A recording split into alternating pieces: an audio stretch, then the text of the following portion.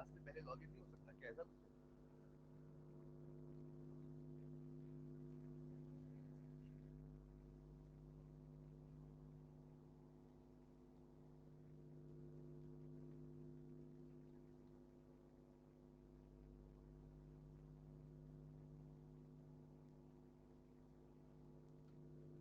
कोई क्लास में ऑनलाइन है क्या? आ रहा है? इसमें कुछ नहीं आ रहा है। हाँ?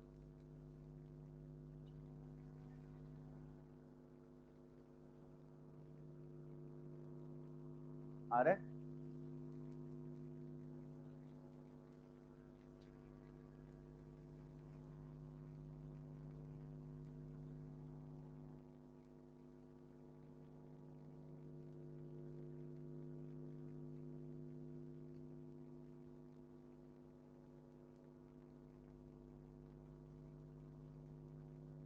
तो फिर ये आ रही आवाज? ठीक है, बंद कर दो उसको। लैपटॉप में भी आना चाहिए ना?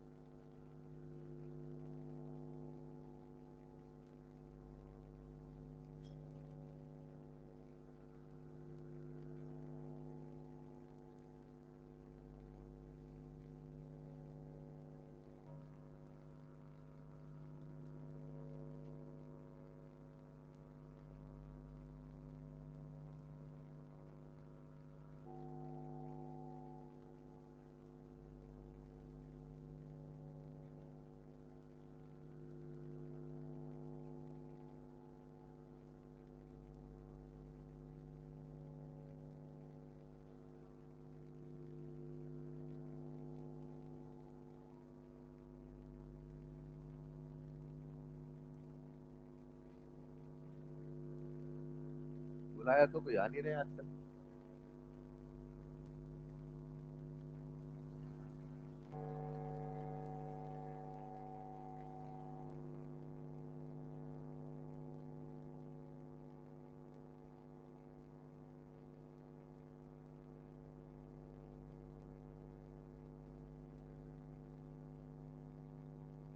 ऑनलाइन वाले जो बच्चे हैं।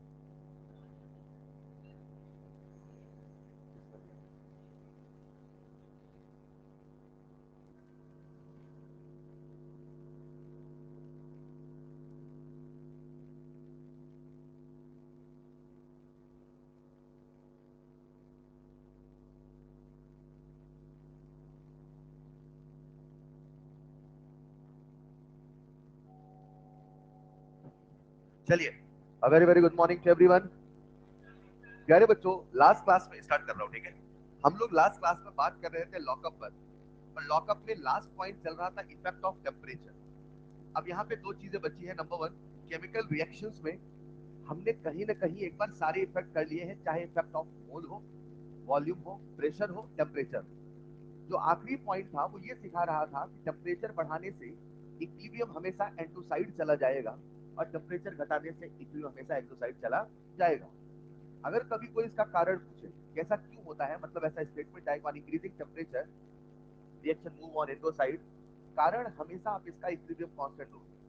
अगर रिएक्शन एंडोथर्मिक है तो टी बढ़ाने से के बढ़ा है इसलिए एंडोसाइड, अगर एक्सोथर्मिक है तो टी बढ़ाने से के घटा है इसलिए एंडोसाइड, मगर उसका एंडोसाइड बैकवर्ड होगा। मैं क्या बोल रहा हूँ, समझ पा रहे हैं? कारण हमेशा इक्विलिब्रियम कांस्टेंट से दिया जाएगा। अब यहाँ पे सच में बहुत प्यारे प्यारे कुछ सवाल बनते हैं। आओ एक बार उन सवालों को कर लेते हैं। तो सबसे पहला सवाल आप सबके सामने है। मैंने टेम्परेचर लिखवा दिया था ना? अगला सवाल लिखिएगा। आपके सामने एक सवाल है। MgCO3 से बन रहा है MgO प्लस CO2 गैस। आप सब बहुत अच्छे से जानते हैं कि ये सॉलिड है, ये सॉलिड है और ये गैस है। सवाल हमसे कहता है favourable condition, favourable condition for more product formation, favourable condition for more product formation. मतलब आज सवाल आपसे कह रहा है कि हमें प्रोडक्ट ज्यादा से ज्यादा बनाना है, तो बताओ फेवरेबल कंडीशन क्या होगी। अब सुनिएगा, इस सवाल में आपको केवल टेम्परेचर नहीं बताना है, टेम्परेचर, प्रेशर, वॉल्यूम तीनों बताना है। तो मैं इसे ऑप्शन के रूप में बनाऊं तो कुछ ऐसे कहूंगा, high temperature high pressure less volume, या दूसरा ऑप्शन होगा high temperature low pressure high volume, और तीसरा ऑप्शन होगा प्यारे बच्चों low temperature high pressure low volume, या चौथा ऑप्शन होगा low temperature low pressure high volume, और पांचवा ऑप्शन है नन ऑफ दिस। अब देखो बच्चों, इन सवालों को करने के लिए आपको एक चीज समझना पड़ेगा, सबसे पहले रिएक्शन का नेचर पता होना चाहिए। अगर कोई बच्चा ये उम्मीद लगा के बैठा हो कि आपको सवाल में दिया होगा रिएक्शन एक्सो है एंडो है, तो ऐसा नहीं है। ये आपको पहले से पता करना होगा, और यही कारण है कि हम यहाँ पे थर्मो का सहारा लेते हैं और एक छोटे से ट्रिक की मदद से बताते हैं। अगर कभी डेल्टा एनजी पॉजिटिव है तो एंडो है, अगर कभी डेल्टा एनजी नेगेटिव है तो एक्सो है। आज मेरे प्यारे बच्चों, आप ये तो समझ गए हैं इसका डेल्टा एनजी कैसा है, पॉजिटिव, यानी ये रिएक्शन एंडो है कि एक्सो, एंडो। तो इसका मेन नेचर कैसा है, एंडो, यानी इसका फॉरवर्ड कैसा होगा, एंडो, और इसका बैकवर्ड कैसा होगा, एंडो। अपने आप से पूछो रिएक्शन आपको किधर लेके जाना है, एंडो साइड। एंडो साइड मतलब फॉरवर्ड, तो टेम्परेचर ज्यादा होगा कम होगा, ज्यादा। तो आई am damn sure come temperature वाला तो आंसर होने वाला नहीं है। अब दूसरा सवाल, रिएक्शन को किधर लेके जाना है, प्रोडक्ट साइड। प्रोडक्ट साइड लेके जाना है मतलब ज्यादा गैसियस मोल की तरफ लेके जाना है कि लेस गैसियस मोल, ज्यादा गैसियस। तो अगर मुझे ज्यादा गैसियस मोल की तरफ लेके जाना है तो एक बड़ा प्यारा ट्रिक आपको पढ़ाया था प्यारे बच्चों, ऐसा सोचो, अगर ज्यादा गैसियस मोल की तरफ लेके जाना है तो वॉल्यूम भी बढ़ाना है, बढ़ेगा तो बढ़ेगा, घटेगा तो घटेगा। क्या हमें ज्यादा गैसियस मोल की तरफ लेके जाना है मतलब वॉल्यूम बढ़ाना है, तो मुझे वॉल्यूम बढ़ाना है, तो ये तो समझ में आया कि टेम्परेचर ज्यादा होना चाहिए, वॉल्यूम भी ज्यादा होना, और अगर वॉल्यूम ज्यादा होगा तो प्रेशर कम होगा। बताओ which is the best answer. क्या हर बच्चा समझ गया? अब धीरे धीरे आप एक चीज को समझो, मैं सवाल में केवल टेम्परेचर पूछता तो आप सब बता देते, लेकिन सवाल में मैंने टेम्परेचर प्रेशर वॉल्यूम तीनों को मिल किया है। कुछ ही देर में ऐसे सवाल करेंगे जहां इस पूरे लॉकअप के सारे फंडे समान होने वाले हैं। कंसेप्ट एक है, मोल प्रेशर वॉल्यूम टेम्परेचर के बदलने से कैसे इक्विलिब्रियम डिस्टर्ब होता है। चलेगा? ये सवाल आप सबके सामने, एंड आंसर इज 2। लिखिएगा अगला सवाल, अगले आंसर। कैसे कैसे सवाल बनते हैं समझते चलिएगा। लिख लिया होगा? लिखिएगा अगला सवाल। अगले सवाल में हम सबके सामने एक रिएक्शन दे रखी है प्यारे बच्चों, और रिएक्शन कुछ ऐसी है, ए प्लस बी से प्रोडक्ट बन रहा है C C plus D D. सवाल कहता है for more product formation, for more product formation मतलब इक्विलिब्रियम को आगे लेके जाना है, right? For more product formation favourable conditions are, favourable conditions are, प्रश्न में हमें फेवरेबल कंडीशन ऑलरेडी दे रखी है। Favourable conditions are high temperature, high temperature, and there is no effect, there is no effect at equilibrium, there is no effect at equilibrium on changing pressure, on changing pressure। तो सवाल कहता है कि बताओ इसका क्या क्या कंक्लूजन आप निकाल सकते हो, और कंक्लूजन आपके सामने चार ऑप्शन में थे। पहला ऑप्शन है delta is greater than zero, A plus B बराबर सी प्लस डी। दूसरा ऑप्शन है delta H less than zero, A plus B बराबर सी प्लस डी। और तीसरा ऑप्शन है delta H greater than zero, A plus B greater than C plus D. और चौथा option है delta H less than zero, A plus B greater than C plus D. सभी सवाल समझे नहीं समझे? सवाल कहता है कि ये रिएक्शन की फेवरेबल कंडीशन एक तो हाई टेम्परेचर है, हाई टेम्परेचर फेवरेबल कंडीशन है किधर ले जाने के लिए, प्रोडक्ट, यानी फॉरवर्ड साइड कैसा साइड होगा, एंडो साइड, क्योंकि एंडो हमसे कहता है मुझे टेम्परेचर दो दो। तो आपने टेम्परेचर दिया तो इक्विलिब्रियम कहां गया, forward. I am damn sure forward कैसा है, एंडो, और जैसा फॉरवर्ड होता है वही मेन रिएक्शन का नेचर होता है। तो अगर फॉरवर्ड एंडो है तो एक बात तो बिल्कुल क्लियर कट है कि इसका जो रिएक्शन का मेन नेचर है वो भी एंडोथर्मिक होगा, यानी delta is greater than zero. समझ पा रहे हो? तो डेल्टा एच कैसा होगा, पॉजिटिव। अब चलते हैं अपन एबीसीडी में। रुको, प्रेशर के बदलने से कोई फर्क पड़ा कि नहीं पड़ा? प्रेशर के बदलने से कोई फर्क तो जब प्रेशर के बदलने से कोई फर्क नहीं पड़ा, मतलब उसका डेल्टा एनजी कैसा है? जीरो। याद रखना, जब कभी डेल्टा एनजी जीरो होता है, मतलब दोनों तरफ इक्वल गैसियस मोल है, तो प्रेशर के बदलने से या वॉल्यूम के बदलने से इक्विलिब्रियम डिस्टर्ब नहीं होता। तो आज प्रश्न कहता है कि there is no effect at equilibrium on changing pressure, यानी ना फॉरवर्ड गया ना बैकवर्ड गया। तो एक बात से तो हम सब सहमत हैं, उसका डेल्टा एनजी कैसा होगा? जीरो। तो डेल्टा एनजी अगर जीरो है तो दोनों की स्टोइशियोमेट्री और इधर की स्टोइशियोमेट्री सेम होगी, हाँ या ना? तो मेरे हिसाब से आंसर क्या होगा? a प्लस बी बराबर C plus D and delta is greater zero. ये सब समझे कि नहीं समझे? तो एक बार दोनों सवाल रिपीट कर दो प्यारे बच्चों। पहला सवाल, रिएक्शन को किधर लेके जाना था? फॉरवर्ड। और इसमें मैंने बोला है फॉरवर्ड जा रही जाने की कंडीशन ये, कभी कभी हमें कंडीशन बताना होता है और कभी कभी उधर जा रही हमें कंडीशन सोचना होता है। समझ पा रहे हैं? अगर समझ गए हैं तो इस टॉपिक के कुछ हम बेहतरीन सवाल करने वाले हैं। फिलहाल आप सबके सामने आंसर लिखा हुआ है। अगला जो मैं सवाल देने वाला हूँ उसमें पूरे लॉकअप को निचोड़ने वाले हैं। Effect of mole, volume, pressure, temperature सब आने वाला है। चलेगा? लिख लिया होगा। अब ये सारी कहानी केवल केवल चल रही है केमिकल रिएक्शंस की, भूल मत जाना। लॉकअप अभी हमें फिजिकल रिएक्शन के लिए भी पढ़ना है। तो प्यारे बच्चों, अगला सवाल आप सबके सामने लिखिएगा। रिएक्शन कुछ ऐसे हैं, H2 प्लस I2 से बना 2HI, H2 प्लस I2 से बना 2HI। और सवाल में दे रखा था रिएक्शन का डेल्टा H पॉजिटिव। तो हर बच्चा समझ गया एंडो है। आज डेल्टा एनजी वाला रूल चलने वाला, तो या तो सवाल में कोई जानकारी दी होगी या हमें थर्मो का ज्ञान लगाना पड़ेगा, बॉन्ड टूटा बॉन्ड बना एंड ऑल दैट। फिलहाल सवाल कहता है फेवरेबल कंडीशन फॉर। अब आपको फेवरेबल कंडीशन बतानी है, favourable condition for more HI formation. अगर हमें एचआई ज्यादा से ज्यादा बनाना है तो हमें बतानी है फेवरेबल कंडीशन। ऑप्शन कैसे है मैं बता देता हूं। जैसे मैंने आपके सामने लिखा number of moles of HI, तो आपको बताना है, मतलब मैं हर पे चार चार ऑप्शन बना दूं। जैसे मुझे पहला ऑप्शन बनाना है एचआई पे, तो एचआई की मोल बढ़ाऊं घटाऊं, रिमेन अनचेंज कांस्टेंट, हाँ या ना? बोलो हाँ या ना। एक मिनट, मुझे रिएक्शन को किधर लेके जाना है? हमारी डिजायर्ड कंडीशन क्या है? फॉरवर्ड। तो फॉरवर्ड लेके जाना है, तो बताओ एचआई एक गैसियस कंपोनेंट है, उसके मोल को बढ़ाऊं कि घटाऊं? अगर हमने उसके मोल को बढ़ा दिया तो इक्विलिब्रियम डिस्टर्ब होगा, मगर वो किधर जाएगा? बैकवर्ड। हमें बैकवर्ड लेके नहीं जाना, फॉरवर्ड लेके जाना है। आई एम डैम श्योर मुझे इसके मोल घटाने पड़ेंगे। तो मैं ऐसे आपके सामने लिखूंगा, आपको बताना है बढ़ाना है घटाना है अच्छे। खेल समझ गए? फिलहाल मोल्स ऑफ एचआई बढ़ाएं कि घटाएं? तो ऐसे लिख दिया घटाएं, चलेगा? लिखते चलना। कंसंट्रेशन ऑफ एचआई, अपने आंसर सोच ले फिर एक साथ। अब सोच ले अपने आंसर, एक साथ डिस्कस करेंगे। कंसंट्रेशन ऑफ एचआई बढ़ाएं कि घटाएं कि अनचेंज? कंसंट्रेशन ऑफ H2 बढ़ाएं कि घटाएं कि अनचेंज? फोर्थ ऑप्शन दे रखा है वॉल्यूम ऑफ सिस्टम बढ़ाएं कि घटाएं कि अनचेंज? फिफ्थ ऑप्शन दे रखा है प्रेशर ऑफ सिस्टम बढ़ाएं कि घटाएं कि unchange? And the sixth option is temperature, क्या करें, बढ़ाएं कि घटाएं कि unchange? And the seventh option is inert gas, add करें कि रिमूव करें, और ऐड करें तो किस कंडीशन पे ऐड करें, और रिमूव करें तो किस कंडीशन पे रिमूव करें।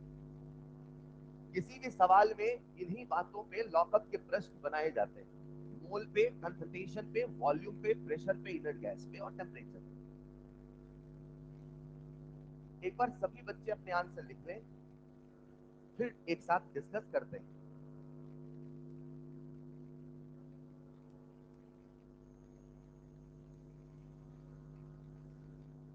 सबसे बन गया होगा? आओ डिस्कस करते हैं। क्या कहते हो, एचआई की कंसंट्रेशन बढ़ाएं कि घटाएं? किसी को डाउट हो तो हाथ खड़े करते चलना। एचआई की कंसंट्रेशन बढ़ाएं कि घटाएं? क्यों घटाएं?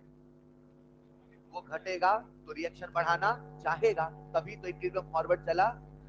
फॉरवर्ड इक्विलिब्रियम जाता है कि रिएक्शन? इक्विलिब्रियम। रिएक्शन न कभी फॉरवर्ड जाता है, रिएक्शन न कभी बैकवर्ड जाता है।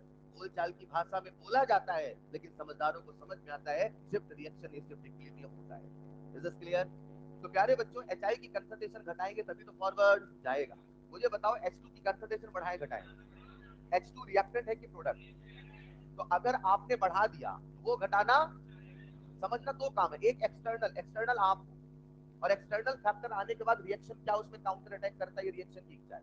तो आपने बढ़ाया तो वो घटाना, तो घटाने के लिए कहां लेके जाएगा, अपने कहां लेके जाना है, कहां लेके जाना है, तो बढ़ाऊं कि घटाऊं, तो मुझे बढ़ाना पड़ेगा। आ जाओ जरा वॉल्यूम में क्या कहते हो, क्यों unchanged, delta n g zero है, और डेल्टा एन जी जीरो है मतलब यहाँ पे प्रेशर और वॉल्यूम से इक्विलिब्रियम डिस्टर्ब होने वाला नहीं है, तो मेरे हिसाब से आंसर होगा अनचेंज। बोलो हाँ यार, वॉल्यूम भी अनचेंज है, प्रेशर भी अनचेंज, टेम्परेचर ऐसे नहीं। इस मेन रिएक्शन का नेचर कैसा है, एंडो, तो फॉरवर्ड क्या होगा, बहुत बढ़िया, बैकवर्ड, मुझे किधर लेके जाना, फॉरवर्ड मतलब किस साइड, एंडो साइड, तो एंडो मुझसे कहता है मुझे टेम्परेचर दो, ये बनना भी चाहिए, रफ्तार बनना चाहिए, यही सिखाना, ठीक है। मतलब लॉकअप के सवाल में तीन चार चीजों को मिक्स कर दे तो भी आपकी स्पीड वही रहे, स्पीड घटनी नहीं चाहिए। इनर्ट गैस, एक मिनट, मिलाएं कि घटाएं, पहले बताओ, अगर मिलाते हैं, लेट्स इनर्ट गैस से कभी कुछ हुआ है, होता है तो किस कारण होता है, वॉल्यूम, और इसमें तो वॉल्यूम से भी कुछ होने वाला, मतलब कुछ भी कर लो कुछ होने वाला नहीं, तो ना तो एडिशन से कुछ होगा ना तो रिमूवल से कुछ होगा। इनर्ट गैस के बारे में भूल जाओ, इनर्ट गैस से इक्विलिब्रियम डिस्टर्ब होने वाला नहीं। यस और नो, तो ऐड किया तो भी अनचेंज, रिमूव किया तो भी अनचेंज। वो सवाल दे दूं क्या जो मैं कब से देना चाहता था, तो आज वो सवाल आप सबके सामने आने वाला है। अगले सवाल को कर लिया तो मैं समझ जाऊंगा अपने पूरे लॉकअप को समझ लिया। बोल दो अगला सवाल। चलो पहले एक सिंपल सवाल दे देता हूँ, नहीं नहीं सब बोल दो अगला सवाल। चलिए, अगले सवाल में आप सबके सामने एक रिएक्शन गिवन है, लिख ले सभी लोग। N2 plus 3H2 से बना 2NH3, N2 plus 3H2 से बना 2NH3। सवाल कहता है फेवरेबल कंडीशन फॉर, अपनी काहे की फैक्ट्री हुआ करती थी, तो आज लॉकअप हमें यही सिखाने वाला है, अगर ज्यादा अमोनिया बनाना है तो क्या करना है। फेवरेबल कंडीशन फॉर, बेटा वहां रफ्तार बढ़ाना था, ज्यादा नहीं बनाना था, रफ्तार अलग चीज है, ज्यादा बनना अलग चीज है। Favourable condition for more ammonia formation, favourable condition for more ammonia formation, अगर हमें अमोनिया ज्यादा से ज्यादा बनाना है तो बताइए फेवरेबल कंडीशन क्या होगी। और आपके सामने है प्यारे बच्चों वही चमचमाते हुए चार ऑप्शन, प्रेशर ज्यादा वॉल्यूम कम टेम्परेचर ज्यादा, प्रेशर ज्यादा वॉल्यूम ज्यादा टेम्परेचर कम, तीसरा ऑप्शन है प्रेशर कम वॉल्यूम ज्यादा टेम्परेचर कम, और चौथा ऑप्शन दे रखा है नन ऑफ। ऐसे सवालों में कभी भी ऑप्शन से ना करें, ऑप्शन से करेंगे तो कुछ देर में ऊपर नीचे समझ में नहीं आता है। ऐसे सवालों में ऑप्शन से ना करें, अपने आंसर खुद लिखें, प्रेशर वॉल्यूम टेम्परेचर की कहानी। अच्छा एक मिनट, आराम से सोच लो, कोई जल्दबाजी नहीं, 5 सेकंड में किया तो भी अच्छी स्पीड है।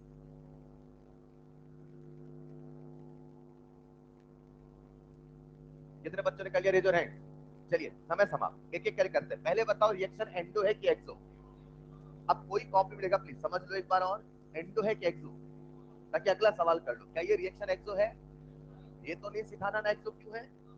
अब एक्सो है तो एक बात तो तय है कि फॉरवर्ड वाला एक्सो है, बैकवर्ड वाला एंडो है। अपने आप से पूछो आपको कहां लेके जाना है, फॉरवर्ड यानी एक्सो साइड, तो एक्सो साइड तो टेम्परेचर ज्यादा टेम्परेचर कम, I am damn sure temperature कम होगा, जहां जहां ज्यादा है उसको तो कर दो नेग्लेक्ट, आया ना। अब चलो चलते हैं प्रेशर वॉल्यूम में। एक मिनट, आपको आगे लेके जाना कि पीछे, तो कम गैसियस मोल की तरफ की ज्यादा, तो कम गैसियस मोल मतलब एन हुआ कम तो वीबी हुआ कम, और वीबी हुआ कम तो पीबी हुआ ज्यादा, मतलब high pressure and low volume, आया ना। ये रफ्तार बना कि नहीं बना, मैंने कैसे सोचा समझ गए। मुझे किधर लेके जाना है, फॉरवर्ड, कम मोल की तरफ की ज्यादा मोल कम, तो मोल हुआ कम तो वॉल्यूम हुआ कम, वॉल्यूम हुआ कम तो प्रेशर हुआ ज्यादा, मतलब आंसर होगा प्रेशर ज्यादा वॉल्यूम कम टेम्परेचर कम। देखो कौन सी कंडीशन चलेगा, नहीं चलेगा। अगर आप सीख गए तो वो सवाल दे दूं जो मैं देने वाला था। चलो फिर आज वो सवाल दे ही देते हैं। क्या कह रहे हैं, एक नियम था एक नियम है, भूलना नहीं। अगला सवाल है आप सबके सामने प्यारे बच्चों, बड़ा प्यारा सवाल, लेकिन सवाल इतना अच्छा भी नहीं हुआ। अगर आपको सारे कंसेप्ट समझ में आ गए तो, जिनको समझ में नहीं आया उनके लिए बहुत अच्छा हुआ। मैग्नीशियम कार्बोनेट का डिकम्पोजिशन हो रहा है और बन रहा है magnesium oxide plus CO2 gas. प्रश्न हमसे कहता है for more decomposition of, for more decomposition of, for more decomposition of magnesium carbonate favorable conditions are favorable conditions are मैं प्रश्न रिपीट कर दूं for more decomposition of magnesium carbonate favourable conditions are और आपके सामने दे रखे हैं प्यारे बच्चों कुछ इस प्रकार के ऑप्शन वही वाला खेल जैसा कि एचआई में खेल रहे थे मैंने आपके सामने लिखे मोल्स ऑफ मैग्नीशियम कार्बोनेट तो आपको बताना है बढ़ाएं कि घटाएं कि रिमेन अनचेंज खेल समझ गए ना बढ़ाना है तो बढ़ाएं घटाएं तो घटाएं अनचेंज तो अनचेंज ठीक एक मिनट रिएक्शन स्टार्ट हो रही है कि रिएक्शन पे ऑलरेडी इक्विलिब्रियम है ये समझना है आज आप रिएक्शन शुरुआत नहीं कर रहे हो रिएक्शन के जीवन विक्रम पहले आ चुका है विक्रम आगे के आने के बाद का कार्यक्रम चल रहा बोलो हाँ या ना तो आज इस रिएक्शन में पहले से इक्विलिब्रियम है पहले से इक्विलिब्रियम और अब आपको इक्विलिब्रियम डिस्टर्ब करके कहां लेके जाना है आगे के पीछे क्यों इसे तोड़ना है ना जब तोड़ना है तभी तो आगे लेके जाना है तो सवालों की भाषा समझना कभी बोलता है फॉरवर्ड कभी बोलता है मोर प्रोडक्ट कभी बोलता है more decomposition of reactant more decomposition of reactant भी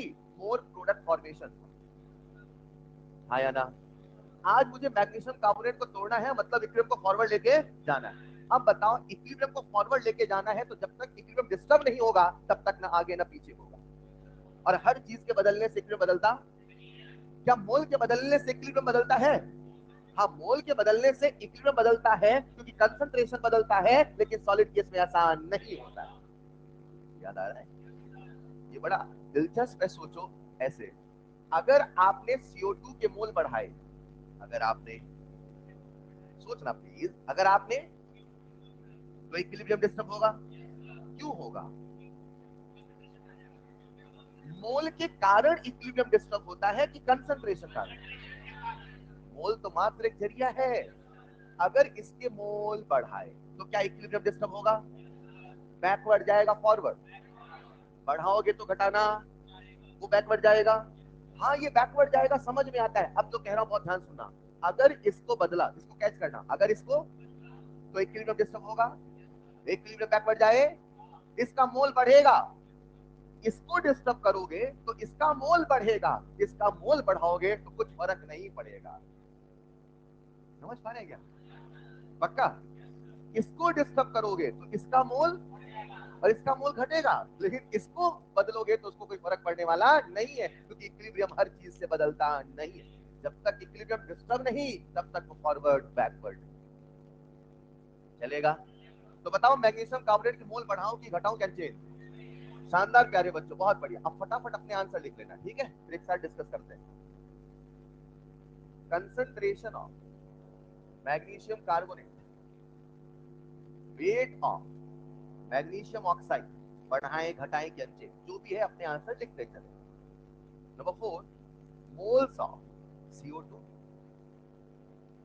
number 5 concentration of CO2 number 6 partial pressure of CO2 number 7 vapor volume of system number 8 pressure of system 6 और 8 में बहुत बच्चों के आंसर तो हाथ हो जाते हैं लेकिन जिसने गहराई से कंसेप्ट समझा वही दोनों में अंतर समझता है क्या है कि करके डिस्कस करूंगा partial pressure of CO2 volume of system pressure of system 9th part में दे रखा है टेम्परेचर 10th है इनर्ट गैस वही आपको बताना है इनर्ट गैस ऐड करना है कि रिमूव करना है तो कैसे करना है कांस्टेंट वॉल्यूम की कांस्टेंट वॉल्यूम करना है बताओ सारे लॉकअप के केस कवर हुए कि नहीं अरे इतने तो लॉकअप में पढ़ा है लॉकअप में भी पढ़ाई हुई है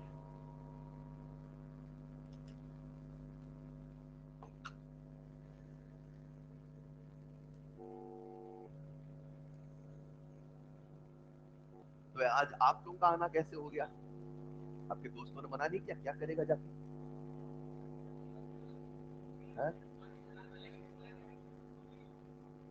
एम्स वाले हैं हा?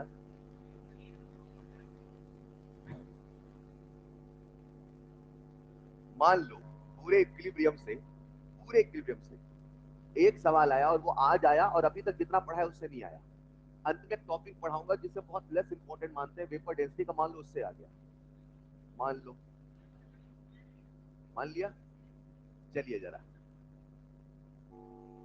समझना पड़ेगा हर चैप्टर का हर सब्जेक्ट का अपना एक नेचर है कहीं कंटेंट बहुत ज्यादा सवाल बहुत कम, कहीं कंटेंट बहुत कम सवाल बहुत ज्यादा। बायो में एक एक चैप्टर में तो 15-15 सवाल आते हैं शायद, और यहाँ साल भर पढ़ो तो 15 सवाल आते हैं।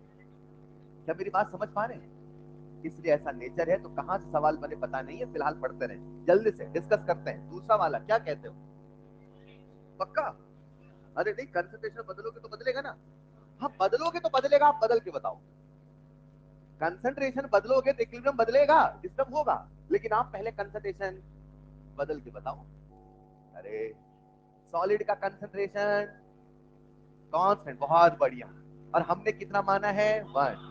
कभी 1 नहीं बोलने देता हूं आपको, हमेशा क्या बुलवाता हूं? कांस्टेंट। तो बताओ ये भी अनचेंज रहेगा क्या?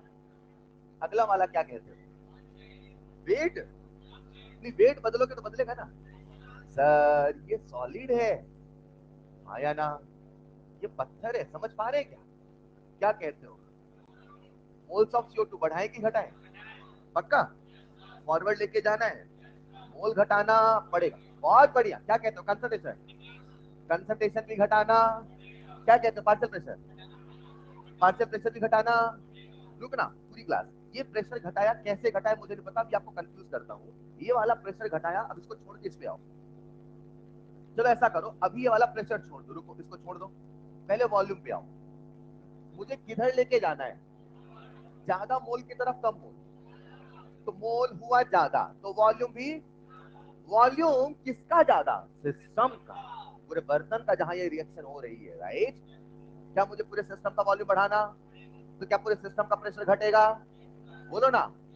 अब बताओ, ये सिस्टम का प्रेशर घटा है, इसी कारण से वाला प्रेशर घटा है। ये अलग है, ये अलग है कि दोनों सेम है? दोनों अलग अलग है। आज कोइंसिडेंस ऐसा है कि दोनों सेम है, क्योंकि आज इस सिस्टम का प्रेशर केवल CO2 के कारण। मैं क्या सिखाना चाहता हूं, सुनिएगा। आपके सामने एक रिएक्शन लिखा, प्लीज इस बारीक को समझ लेना। MgCO3 से बना है MgO प्लस CO2, हाँ या ना? अगर आप लिखोगे इसका Kc, क्या लिखोगे? तो क्या Kc में केवल CO2 आएगा? अगर लिखोगे Kp तो क्या केवल पार्शियल प्रेशर ऑफ CO2 आएगा? थोड़ा फील करना, पहले कंसंट्रेशन वाला समझा देता हूं। मान लो इक्विलिब्रियम पे इसके 2 मोल है, मान लो, तो इसका Kc हो जाएगा 2, मान लो। अब आपने इक्विलिब्रियम को डिस्टर्ब किया, कर दिया 2 + 2, मान लो। इसका Q हो जाएगा 4, मान लो। Q K से बड़ा कि छोटा? तो वो घटाना।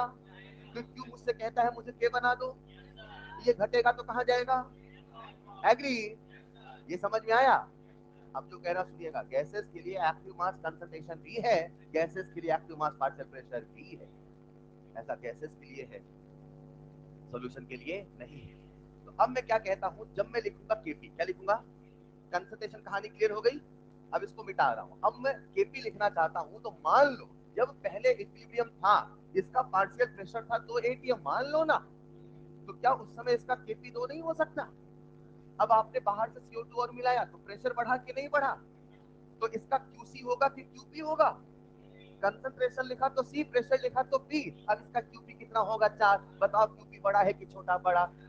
घटेगा, और कब तक घटेगा? जब तक कि फिर से 2 ना हो जाए, बोलो हाँ या ना?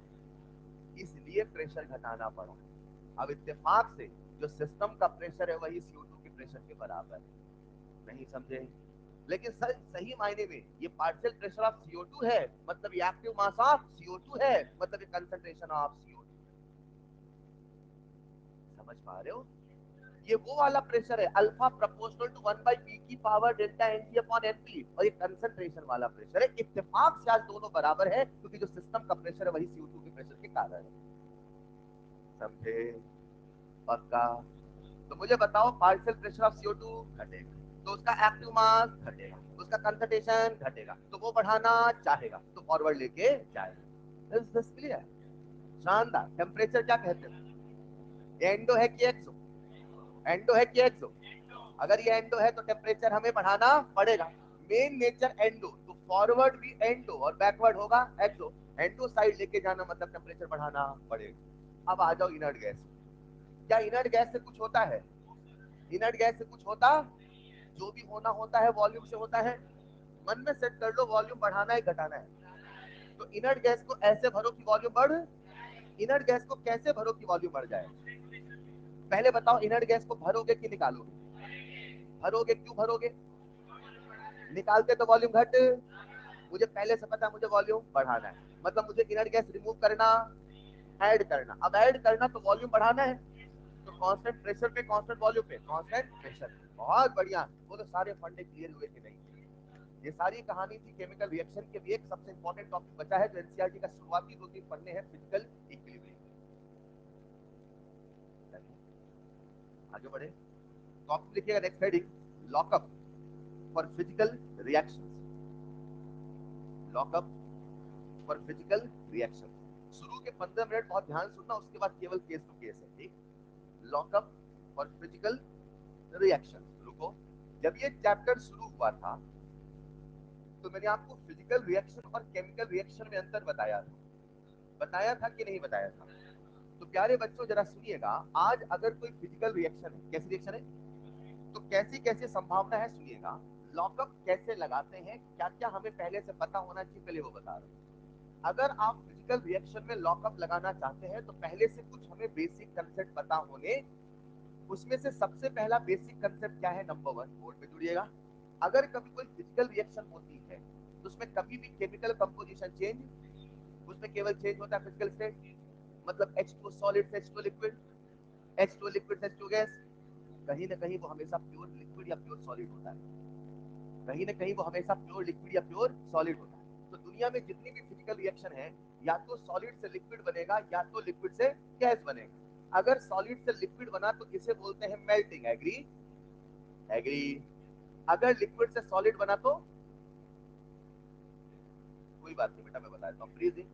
अगर लिक्विड से गैस बना तो क्या बोलते हैं, वेपराइजेशन। अगर गैस से लिक्विड बना तो क्या बोलते हैं, condensation. In the same way अगर कभी सॉलिड से गैस बना तो बोलते हैं सब्लिमेशन, और अगर कभी गैस से सॉलिड बना तो बोलते हैं डीसब्लिमेशन। क्या बोलते हैं, मैंने क्या बोला जरा सुनिएगा। मुझे बताओ दुनिया में इसके अलावा कोई फिजिकल इक्विलिब्रियम पॉसिबल है कि नहीं है? या तो सॉलिड से लिक्विड, यही फिजिकल इक्विलिब्रियम पॉसिबल है, दूसरा कोई इक्विलिब्रियम पॉसिबल नहीं। नंबर 1। नंबर 2, अगर कोई फिजिकल इक्विलिब्रियम है, अगर कोई भी, लेट्स इमेजिन सॉलिड से लिक्विड बोला मैंने, तो अगर कोई फिजिकल इक्विलिब्रियम है तो दिमाग में एक चीज सेट कर लो, वो हमेशा, जैसे पानी का फ्रीजिंग पॉइंट कितना होता है, कितना होता है, गलत, 0 degree Celsius at 180 of pressure. पानी का बॉइलिंग पॉइंट कितना होता है? कभी भी कोई भी फिजिकल इक्विलिब्रियम है वो अकेला टेम्परेचर से डिटरमाइन नहीं होता, वो टेम्परेचर और प्रेशर दोनों से डिटरमाइन होता है। सो कीप इन माइंड, दुनिया का कोई भी फिजिकल इक्विलिब्रियम है, दे ऑलवेज नीड 2 पैरामीटर, एक है प्रेशर और दूसरा है टेम्परेचर। एक बात। दूसरी बात, जब हम केमिकल रिएक्शन के इक्विलिब्रियम को डिस्टर्ब करते थे, के केमिकल रिएक्शन के इक्विलिब्रियम को डिस्टर्ब करते थे, कितने तरीके थे? सच में 4 थे कि 2 थे? एक था एक्टिव मास और एक था टेम्परेचर। आज भी 2 ही तरीके हैं, एक है एक्टिव मास और दूसरा है टेम्परेचर। मगर समस्या है, आज एक्टिव मास का मतलब कंसंट्रेशन नहीं चलेगा, क्योंकि प्योर सॉलिड प्योर लिक्विड का कंसंट्रेशन तो भैया कांस्टेंट है, यानी आप उसका कंसंट्रेशन बदल के इक्विलिब्रियम डिस्टर्ब नहीं कर सकते। इसको समझना पड़ेगा मेरे प्यारे बच्चों। अगर कोई फिजिकल इक्विलिब्रियम है, अगर कोई, समझ पा रहे हो ना, पहले इक्विलिब्रियम को डिस्टर्ब करने के तरीके होते थे एक्टिव मास एंड टेम्परेचर। पहले एक्टिव मास का मतलब होता था कंसंट्रेशन, प्रेशर और टेम्परेचर इंडिपेंडेंट था। लेकिन अब इक्विलिब्रियम को डिस्टर्ब करने के आपके पास 4 रास्ते नहीं है, क्योंकि कंसंट्रेशन बदल ही नहीं सकते, वो तो प्योर सॉलिड प्योर लिक्विड का होगा, वन कांस्टेंट। बोलो हाँ या ना। Right now to disturb the equilibrium we have only 2 method, either pressure or, नहीं समझे, मतलब अब इसको थोड़ा समझना। H2 सॉलिड H2 लिक्विड के बीच में इक्विलिब्रियम है, क्या बोला, बर्फ और पानी के बीच में। एक नॉर्मल जनता जिसे केमिस्ट्री का ज्ञान नहीं, उसे बोलो कि बर्फ और पानी के बीच में इक्विलिब्रियम है और बर्फ मिला दो, क्या बोलो, और बर्फ और बर्फ, तो उसे लगेगा और ठंडा हो जाएगा, वो जो पानी है वो भी जमने लग जाएगा। लेकिन केमिस्ट्री कहता है, हमारा साइंस कहता है, अगर पानी और बर्फ के बीच में इक्विलिब्रियम है, कितनी भी बर्फ मिला दो इक्विलिब्रियम डिस्टर्ब होने वाला नहीं है, because you can not change the concentration, हाँ या ना। इन बातों को समझना, इन बारीकियों को समझना। फिलहाल right now how many methods are there to disturb the equilibrium? 2, एक है प्रेशर, एक है टेम्परेचर, तीसरा कोई पैमाना। अब डिस्टर्ब करे तो करेंगे, डिस्टर्ब करे तो समझते हैं। अब हम चलते हैं एक एक करके। सबसे पहले चलते हैं effect of pressure. Effect of, ऐसा करो लिखते भी रहो साथ में, पहले लिखना basic point before physical equilibrium. लिख लो जल्दी से, यहाँ एक लाइन लिखना, एनी फिजिकल इक्विलिब्रियम, जब यहां पहुंच जाना बताना।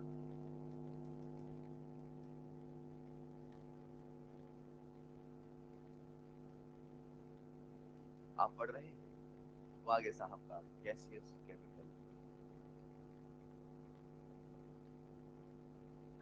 आप लोगों ने मॉड्यूल सॉल्व करना स्टार्ट कर दिया? इस बार के पेपर में 2-3 बढ़िया सवाल दिए हैं ना, मतलब सच में बढ़िया सवाल है कंसेप्चुअली। मतलब मैं कोशिश कर रहा हूं आपसे उसमें नेगेटिव कर रहा हूं। अभी आप कल पेपर देखिएगा बेटा, तो कहने का मतलब ये है कि मॉड्यूल सॉल्व करके जाना। और एनसीईआरटी मैंने आपसे यार के लिए कहा था, आप एक बार एनसीईआरटी जब भी पढ़े प्लीज यार बनाइए, आप इसे करिए, तो आपको लगेगा कि थ्योरी में पकड़ आ रही है ना। अगर एनसीईआरटी पढ़ रहे हैं तो फिर यही पढ़े, नहीं पढ़ रहे तो कोई दिक्कत नहीं। यहाँ एक लाइन लिखना, any physical equilibrium always have a constant pressure and a constant temperature. Always have a constant pressure and a constant temperature. मतलब ये दो चीजें तो होंगी होगी, अकेला टेम्परेचर नहीं बोल सकते हो कि this physical equilibrium at 0 degree Celsius, ये रॉन्ग है कहना। उसपे प्रेशर भी स्पेसिफिक, मतलब 0 डिग्री सेल्सियस उसका फ्रीजिंग पॉइंट तब होता है जब बाहर का प्रेशर 180 होता है। पानी का बॉइलिंग पॉइंट 100 तब होता है जब बाहर का प्रेशर 180 होता है, और इससे हमने सोल्यूशन चैप्टर 3 में किया है। अरे वेपर प्रेशर से हाँ या ना।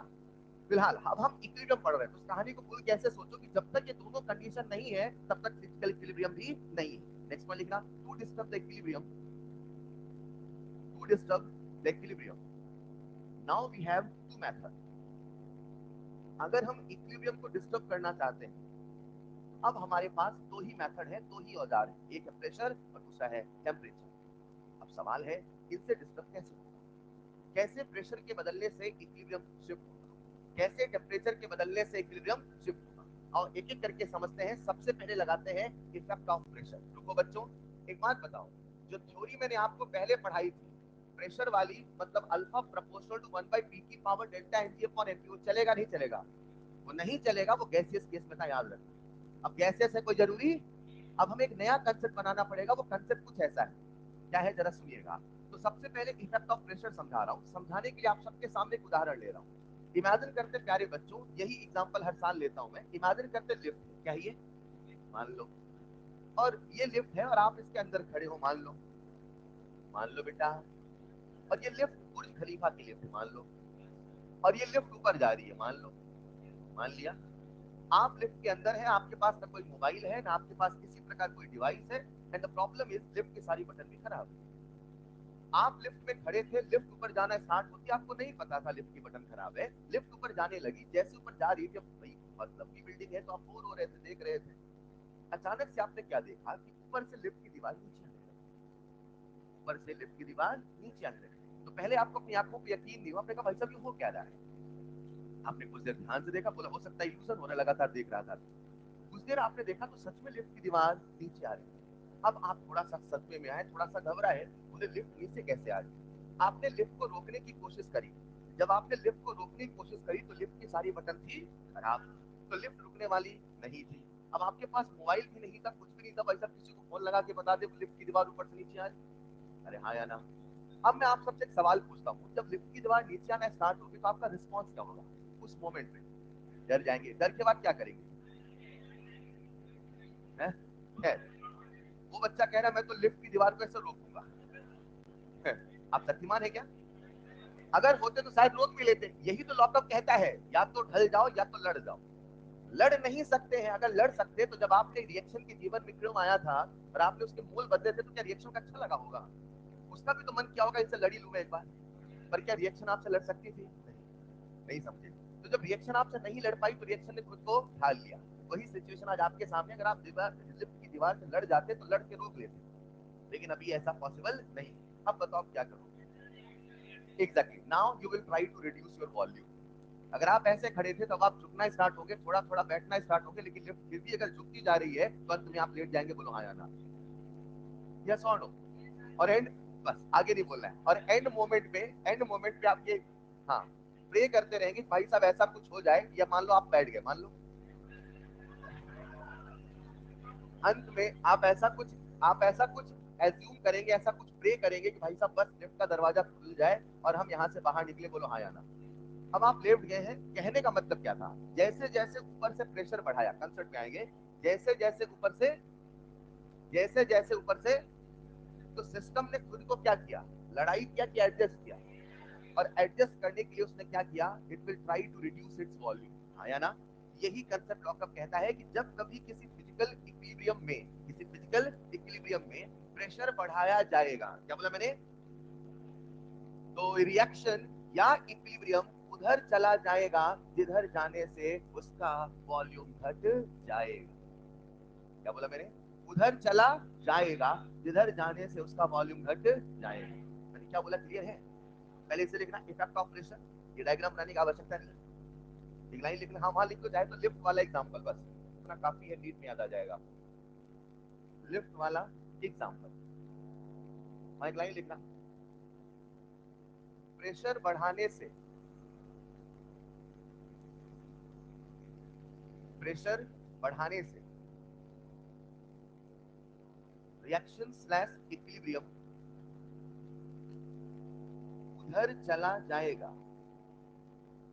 उधर चला जाएगा जिधर जाने से, बोर्ड पे लिखा है बेटा, उधर चला जाएगा जिधर जाने से, जिधर जाने से सिस्टम का वॉल्यूम घट जाएगा। लिखिएगा, उधर चला जाएगा जिधर जाने से, सरल भाषा में लिखना चाहो तो लिख लो वॉल्यूम घट जाएगा, ठीक है। खैर, अगर हमने प्रेशर बढ़ाया तो वो खुद को क्या करेगा, एडजस्ट, और उस साइड में जाएगा जिधर जाने से वॉल्यूम घट। अब एक बच्चा मुझसे कहता है सर हम कैसे जाने वॉल्यूम किधर घटता है, अरे हाँ या ना। तो प्यारे बच्चों, इस बेसिक पॉइंट की सीरीज में चौथे पॉइंट के बाद लिखिएगा next basic point, order of volume. प्यारे बच्चों, बचपन से आपने ऐसा पढ़ा होगा, लिक्विड के मॉलिक्यूल, सॉलिड के मॉलिक्यूल, गैस के मॉलिक्यूल, ऐसा कुछ पढ़ा है क्या। गैस के मॉलिक्यूल दूर दूर, लिक्विड के मॉलिक्यूल, अरे वाह, सॉलिड के मॉलिक्यूल। तो अगर इन जनरल देखा जाए तो क्या गैसेस का वॉल्यूम सबसे ज्यादा होता है, फिर लिक्विड का होता है और फिर सॉलिड का, हाँ या ना। लेकिन आप सब जानते हैं हम जिस दुनिया में रह रहे हैं बहुत ही मिरेकल वाली दुनिया है। इस दुनिया में कुछ चमत्कार होता है, हमारे आसपास कुछ ऐसे भी पदार्थ है जैसे कि पानी, सुन के चलना, क्या बोला मैंने, पानी, बर्फ में पानी तैरती है कि पानी में बर्फ, अच्छा जो तैरता है उसका डेंसिटी कम है कि ज्यादा, अच्छा डेंसिटी का फॉर्मूला मास अपॉन वॉल्यूम है क्या, अच्छा डेंसिटी कम है तो वॉल्यूम, डेंसिटी ज्यादा तो वॉल्यूम। अब फिर से बताना, पानी में बर्फ की बर्फ में पानी, पानी में कौन तैर रहा है, किसकी डेंसिटी कम, किसकी डेंसिटी कम, किसका वॉल्यूम ज्यादा, समझ पा रहे हो क्या। बर्फ मतलब H2 सॉलिड और पानी मतलब H2 लिक्विड, अरे हाँ या ना। तो हमारे आसपास कुछ ऐसा भी है कि भाई साहब सॉलिड और लिक्विड में किसका वॉल्यूम ज्यादा, लिक्विड का, हमेशा लिक्विड का वॉल्यूम ज्यादा है, कभी कभी ऐसा भी है कि सॉलिड का वॉल्यूम ज्यादा है, समझ पा रहे हो क्या। और आप यकीन नहीं करोगे, ऐसा केवल पानी के साथ नहीं हुआ, पानी रहा, डायमंड रहा, सिलिका रहा, ऐसे हमारे आसपास बहुत सारे कंपाउंड थे, और सबसे बढ़िया कंपाउंड सिलिकॉन कार्बाइड, जिसे कार्बोरेंडम कहते हैं, हार्डेस्ट नोन मटेरियल ऐसा कहा जाता है। ये सब ऐसे सब्सटेंसेस हैं जिनमें वॉल्यूम का ऑर्डर बदलने वाला है। और एक फेमस कंपाउंड और आपके एनसीईआरटी में लिखा मिलता है दूसरे इनऑर्गेनिक चैप्टर में, मैग्नीशियम नाइट्राइड। ये वो कंपाउंड है जिनमें ऑर्डर ऐसा नहीं होने वाला है, जिसमें ऑर्डर लिक्विड और सॉलिड का देखोगे तो आप देखोगे कि सॉलिड का वॉल्यूम लिक्विड से ज्यादा होने वाला है। इन जनरल किसका वॉल्यूम ज्यादा होता है, लेकिन जब ये कंपाउंड आ जाए उसमें कभी अगर पानी आ जाए तो समझ जाना किसका वॉल्यूम ज्यादा होगा, सॉलिड का, किससे ज्यादा, लिक्विड। रुको, हम क्या समझ रहे हैं, how to disturb the physical equilibrium. कितने रास्ते हैं, एक है प्रेशर, दूसरा है प्रेशर के बढ़ाने से इक्विलिब्रियम उधर चला जाएगा जिधर जाने से वॉल्यूम घट। तो आपको पता होना चाहिए ना कब सॉलिड का वॉल्यूम ज्यादा है, कब सॉलिड वॉल्यूम कम है, बोलो हाँ या ना। ये बता रहा हूँ, इज दिस क्लियर। तो कॉपी लिखिएगा next point, order of volume. हाँ, गैसेस में कभी नहीं होगा, गैसेस का वॉल्यूम हमेशा सबसे ज्यादा होगा। Order of volume, gas, liquid, solid, generally, generally. अब क्या सिखाने वाला हूं सुनिएगा। अभी मैंने केवल बेसिक कंसेप्ट सिखाया जो सिखाने के लिए जरूरी है, लेकिन इन कंपाउंड्स में उल्टा ऑर्डर है, किसका वॉल्यूम ज्यादा है, सॉलिड का, किससे ज्यादा, लिक्विड। एक बेसिक कंसेप्ट और आना है पॉइंट नंबर 6, उसमें 5 से 6 लाइन छोड़ देना, पहले फील कराऊंगा फिर उसे दिखाऊंगा, ठीक। तो इसके बाद एक बेसिक कंसेप्ट और है जो आपको पता होना चाहिए, पहले फील कराऊंगा फिर दिखाऊंगा, 5 से 6 लाइन छोड़ देना, डन। आओ देखते हैं हम क्या पढ़ने वाले हैं, लिख लिया होगा, लिख लिया। तो प्यारे बच्चों आज की कहानी कुछ ऐसे चल रही है, फिर से हम लोग अब लॉकअप कहां लगा रहे हैं, फिजिकल रिएक्शन। फिजिकल रिएक्शन में कितने कॉम्बिनेशन पॉसिबल है डन? दुनिया की कोई भी फिजिकल रिएक्शन होगी हमेशा दो कंडीशन स्पेसिफाई होगा, अकेला प्रेशर अकेला टेम्परेचर किसी भी फिजिकल इक्विलिब्रियम को स्पेसिफाई नहीं करता। इक्विलिब्रियम डिस्टर्ब करने के कितने तरीके, दो, एक है प्रेशर दूसरा है टेम्परेचर, इसीलिए हमेशा मैं दो ही कंडीशन बदलूंगा, या तो प्रेशर या तो टेम्परेचर, कभी भी कंसंट्रेशन बदल ही नहीं सकते यार, अरे हाँ या ना। इसके बाद प्यारे बच्चों मैंने आपसे कहा कि प्रेशर बढ़ाने से क्या होगा, क्लियर है, प्रेशर के बढ़ाने से उधर चला जाएगा जिधर जाने से वॉल्यूम घट जाएगा, वॉल्यूम का ऑर्डर क्या है सबको क्लियर है। अच्छा कितने तरीके से इक्विलिब्रियम डिस्टर्ब होगा, दो, एक है प्रेशर दूसरा है टेम्परेचर। अभी मैंने क्या पढ़ाया, प्रेशर, अगला फैक्टर क्या है, टेम्परेचर। टेम्परेचर में वही लॉजिक है जो पहले था, टेम्परेचर बढ़ाने से हमेशा एंडोसाइड, टेम्परेचर घटाने से हमेशा एक्सोसाइड। आओ कुछ केस कर ले क्या, सबका ध्यान बोर्ड पे, कॉपी मत देखना, बोर्ड पे आ जाओ। मैंने आपके सामने एक फिजिकल रिएक्शन लिखा है, ए सॉलिड, क्या लिखा, is in equilibrium with a liquid। पहला सवाल, ये फिजिकल रिएक्शन है कि नहीं, केमिकल कंपोजिशन नहीं बदला मगर फिजिकल स्टेट बदला है, क्या ये फिजिकल रिएक्शन है, मतलब इसका कांस्टेंट टेम्परेचर होगा कांस्टेंट प्रेशर होगा। If I want to disturb the equilibrium मुझे क्या बदलना पड़ेगा, या तो प्रेशर या तो टेम्परेचर, एग्री और नॉट। ये कोई नॉर्मल सॉलिड है तो बताओ सॉलिड लिक्विड में किसका वॉल्यूम ज्यादा, किसका वॉल्यूम कम, लेकिन अगर पानी आता, डायमंड आता, सिलिका आता, सिलिका कार्बाइड आता तो कंडीशन उल्टी हो जाती, हाँ या ना। अब सीखना, बोर्ड पे आओ, फील चाहिए मुझे आपका, ठीक। सबसे पहले हम प्रेशर को बदल रहे हैं, किसको बदल रहे हैं, अच्छा प्रेशर को बढ़ाएं कि घटाएं, चलो बढ़ा लिया, अरे मान लो तो घटा के फिर सवाल पूछ सकता है ना, डन। अच्छा ये बताओ ये जो प्रोसेस आपके सामने लिखी है, सॉलिड से लिक्विड बन रहा है या ना, है या ना। तो क्या प्यारे बच्चों this is melting from this side, बोलो ना यार, freezing from this side, in general में से मेल्टिंग पॉइंट और फ्रीजिंग पॉइंट दोनों कह सकता हूं, हाँ या ना, चलेगा। अगर मैंने प्रेशर बढ़ाया, क्या बढ़ाया, अपना रूल लगाओ, प्रेशर बढ़ाने से इक्विलिब्रियम उधर चला जाएगा जिधर जाने से वॉल्यूम घट, कोई दिक्कत तो नहीं ना, बिल्कुल लिफ्ट वाले से याद हो रहा है, हाँ या ना। तो मुझे बताओ जब मैंने प्रेशर बढ़ाया इक्विलिब्रियम किधर जाएगा, फॉरवर्ड बैकवर्ड, फॉरवर्ड बैकवर्ड, अरे वाह, अगर बैकवर्ड गया, अब सुनना, अगर बैकवर्ड तो बताओ सॉलिड ज्यादा बनने लगा कि कम, यानी मैं कह दूं tendency to form a solid increases, बोलो बच्चों, क्या सॉलिड ज्यादा बनने लगा। अब इसको थोड़ा फील करना यार, सॉलिड लिक्विड में इक्विलिब्रियम था, अचानक से उन्होंने प्रेशर बढ़ाया तो सॉलिड ज्यादा बनने लगा, मतलब लिक्विड बनना मुश्किल हुआ, मतलब पिघलना मुश्किल हुआ, लिक्विड बनना मुश्किल हुआ मतलब पिघलना, इन्होंने प्रेशर बदला टेम्परेचर बदला, मतलब जितने टेम्परेचर पे पहले पिघल रहा था अब उस टेम्परेचर कह रहा मैं नहीं पिघलूंगा, नहीं समझे, नहीं समझे।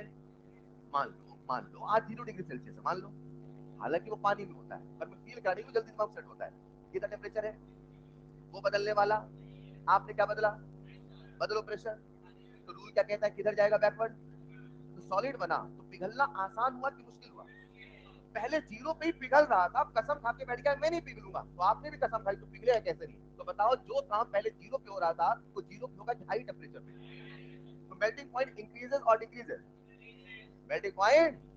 तो अगला जो बेसिक कंसेप्ट सिखाने वाला था वो यही था, अगर कभी प्रेशर बढ़ाओगे, अगर कभी प्रेशर और वॉल्यूम का ऑर्डर होगा, ये वॉल्यूम का ऑर्डर होगा, तो याद रखना मेल्टिंग पॉइंट भी बढ़ेगा, बॉइलिंग पॉइंट भी बढ़े चलेगा, लेकिन अगर वॉल्यूम का ऑर्डर उल्टा हो गया तो फिर हमारा रूल होगा प्रेशर के बढ़ाने से मेल्टिंग पॉइंट घटेगा, बॉइलिंग पॉइंट घटेगा। फील कराया, हर केस में फील कराऊंगा, अब याद कैसे होगा, ये वाला ऑर्डर, ये वाला, तो पी होगा ज्यादा तो एम पी भी ज्यादा, अरे हाँ या ना, और ये वाला ऑर्डर तो पी होगा ज्यादा तो दोनों हो जाएंगे उल्टे, चलेगा। अभी देखते हैं, इधर आओ जरा, आज ए सॉलिड ज्यादा बना कम, तो ए लिक्विड ज्यादा बना कम, तो पीछे आया तो पिघलना आसान की मुश्किल, तो पिघलाने के लिए टेम्परेचर बढ़ाना, तो मेल्टिंग पॉइंट बढ़ेगा घटेगा, तो सवाल पूछा जाता है on increasing pressure the melting point will increase और decrease, answer will be increase, feel आया। अगर आया तो अगले सवाल में आता भी लिखना नहीं प्लीज, पहले एक बार हो जाने तो फिर लिखना। आपके सामने अगली रिएक्शन लिखी है H2O सॉलिड से बना H2O लिक्विड। रुको, ये जो रिएक्शन है क्या अपने आप में थोड़ा खास है? इन जनरल सॉलिड और लिक्विड में किसका वॉल्यूम ज्यादा, लेकिन यहाँ किसका ज्यादा? ये बात मुझे पहले से पता है। On the basis of test यहाँ आना। इसके इक्विलिब्रियम को डिस्टर्ब करने के तरीके, एक है प्रेशर, एक है, अभी हम क्या बदल रहे हैं? प्रेशर। चलो प्रेशर बढ़ाएं कि घटाएं? प्रेशर बढ़ाओगे तो इक्विलिब्रियम उधर चला जिधर जाने से वॉल्यूम घट। आज वॉल्यूम इधर कम है किधर कम है? सब नहीं बोल पा रहे। पक्का? फॉरवर्ड की बैकवर्ड? तो क्या आज इक्विलिब्रियम फॉरवर्ड चला गया? इक्विलिब्रियम फॉरवर्ड गया तो बताओ लिक्विड ज्यादा बना कि कम बना? लिक्विड ज्यादा बना तो बताओ पिघला ज्यादा कि कम? अच्छा पिघला ज्यादा मतलब जितने टेम्परेचर पिघल रहा था उससे ज्यादा पिघलने लगा, मतलब उसका मेल्टिंग पॉइंट घट गया कि बढ़ गया? Melting point. चाहे पूरा दिमाग लगा के आंसर दो या चाहे सीधे शब्दों में याद कर लो, वो वाला ऑर्डर तो पी ज्यादा है, पी ज्यादा, पी ज्यादा, और ये वाला ऑर्डर तो उल्टा हो जाएगा। अभी पीपी का सवाल किया आएगा? अरे नहीं समझे? समझ गए तो अगले सवाल में आप सबसे सवाल पूछना, बोर्ड पे आना, अभी लिख लेंगे। अगली रिएक्शन आप सबके सामने लिखी है, ए लिक्विड से बना ए गैस। फिजिकल रिएक्शन है कि नहीं है? इक्विलिब्रियम है कि नहीं है? तो कांस्टेंट टेम्परेचर भी होगा, कांस्टेंट। डिस्टर्ब करने के तरीके, अभी हम केवल प्रेशर बदल रहे हैं। क्या इसके इक्विलिब्रियम को डिस्टर्ब करने के लिए प्रेशर एक औजार है? क्या हम प्रेशर बढ़ाएंगे तो बताओ कहां जाएगा? इक्विलिब्रियम उधर चला जाएगा जिधर जाने से वॉल्यूम घट जाएगा। लिक्विड में घटेगा, गैस में? लिक्विड में। तो फॉरवर्ड की बैकवर्ड? अगर ये बैकवर्ड गया तो बताओ लिक्विड बनने की टेंडेंसी बढ़ गई कि घट गई? अच्छा लिक्विड बनना ज्यादा तो कंडेंसेशन, पक्का ना? साथ में चलो ना यार, कंडेंसेशन ज्यादा। मतलब अगर लिक्विड और गैस मान लो इक्विलिब्रियम था, मान लो बॉइलिंग पॉइंट था, मान लो 100 डिग्री सेल्सियस मान लो ना, तो लिक्विड गैस बढ़िया इक्विलिब्रियम था। सबको बीपी याद है ना? The temperature at which inside vapour pressure, बाहर vapour pressure and the liquid gas equilibrium, सारी बातें पढ़ा रखी, कॉपी देख लेना एक बार फिलहाल। हमारे कॉपी देख लेना है ना। अगर इसमें इक्विलिब्रियम है तो कितना टेम्परेचर है? 100 मान लो। अब आपने प्रेशर बढ़ाया तो लिक्विड बनने लगा कि गैस? तो उबलना आसान हो रहा कि मुश्किल? मतलब जितने टेम्परेचर पे पहले बढ़िया से उबल रहा था, अब वो कह रहा उस टेम्परेचर पे नहीं उबलेगा। तो ऐसा नहीं लग रहा कि आपको थोड़ा और इनपुट देना पड़ेगा? ऐसा ही लग रहा आपको टेम्परेचर बढ़ाना पड़ेगा? ऐसा ही लग रहा जितने पहले बॉइलिंग होता ज्यादा में होगा? यानी प्रेशर बढ़ाओगे तो बीपी भी बढ़। अब मैं कह रहा हूँ काहे इतना दिमाग लगा रहे हो, सीधे याद करो ना, वो वाला होगा ऑर्डर, तो बी ज्यादा, बीपी ज्यादा, एमपी ज्यादा। दूसरा होगा ऑर्डर, तो उल्टा। या तो फील से करो या तो रट के करो, दोनों इंतजाम है, चलेगा? कोई दिक्कत? रुको, अभी सारी कहानी में प्रेशर चला है, अब आ जाओ टेम्परेचर में। मुझे बताओ ये रिएक्शन एक्सो है कि एंडो? सॉलिड से लिक्विड, थक गए आप यार। सॉलिड से लिक्विड पिघलाना है तो एनर्जी देना पड़ेगा, पक्का? तो बताओ ये एंडो हुआ कि एक्सो? अच्छा मेन नेचर एंडो है तो फॉरवर्ड भी और बैकवर्ड होगा। अच्छा टेम्परेचर बढ़ाओगे तो किधर जाएगा? एंडो साइड, मतलब किधर जाएगा? फॉरवर्ड। एग्री और नॉट? इधर आओ जरा, सॉलिड से लिक्विड, ये क्या है? एंडो क्या एक्सो? बर्फ पिघल रहा है, एंडो ही तो है। तो इसका मेन नेचर एंडो हुआ कि नहीं हुआ? तो ये एंडो हुआ कि नहीं हुआ? ये एक्सो हुआ कि नहीं हुआ? टेम्परेचर के बढ़ाने से कहां जाएगा? फॉरवर्ड की बैकवर्ड? क्या बात है यार, ये इसमें कौन सी बड़ी बात है? टेम्परेचर बढ़ाओगे तो ज्यादा बर्फ पिघलेगी, कोई हाई फाई साइंस है क्या? मगर ये लॉकअप से हम कर रहे हैं, ठीक है? समझ गए? तो आखिरी पॉइंट आप सबका ध्यान चाहिए, आप बताओ इसका इक्विलिब्रियम भी क्या टेम्परेचर से डिस्टर्ब होगा? लिक्विड से क्या बना रहे हो? गैस। तो लिक्विड से गैस बनाओगे, मॉलिक्यूल दूर दूर, एनर्जी देनी पड़ेगी। एक्सो की एंडो? अरे आप साथ में नहीं चलते हो यार। एंडो की एक्सो? यानी फॉरवर्ड वाला, क्या बात है, बैकवर्ड वाला। तो टेम्परेचर बढ़ाएंगे तो कहां जाएगा? एंडो, मतलब फॉरवर्ड की बैकवर्ड? चलेगा? अब मैं दुनिया में ऐसे कितनी भी रिएक्शन लिखता हूँ, मेरे कंसेप्ट यही होने वाले हैं, बोलो हाँ या ना। अब मैं आपको बताऊं दुनिया में सारी फिजिकल रिएक्शन लिख के समझाऊं, कुछ भी आएगा आप खुद बता दोगे। कंसेप्ट सिखा दिया, प्रेशर के बढ़ाने से इक्विलिब्रियम उधर चला जिधर जाने से वॉल्यूम घट जाएगा, लेकिन अगर वॉल्यूम ऑर्डर उल्टा हुआ तो फिर ऐसा होगा, वो सारी बातें क्लियर है। डन?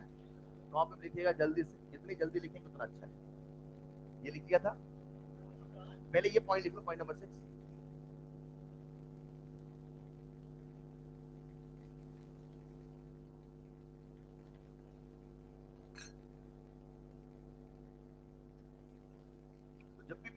इक्विलिब्रियम रिवाइज करना, ये बेसिक कंसेप्ट रिवाइज करिएगा जरूर। मैंने आपको टेलीग्राम में शॉर्ट नोट्स प्रोवाइड कर दिया है, उसे आप अपना शॉर्ट नोट्स नहीं माने, अपने शॉर्ट नोट्स खुद बनाएं।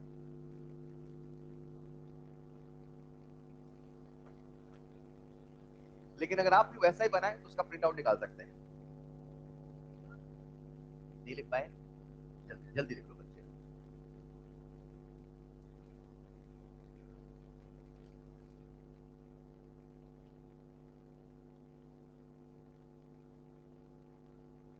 कॉलम बना क्यों नहीं लिखना?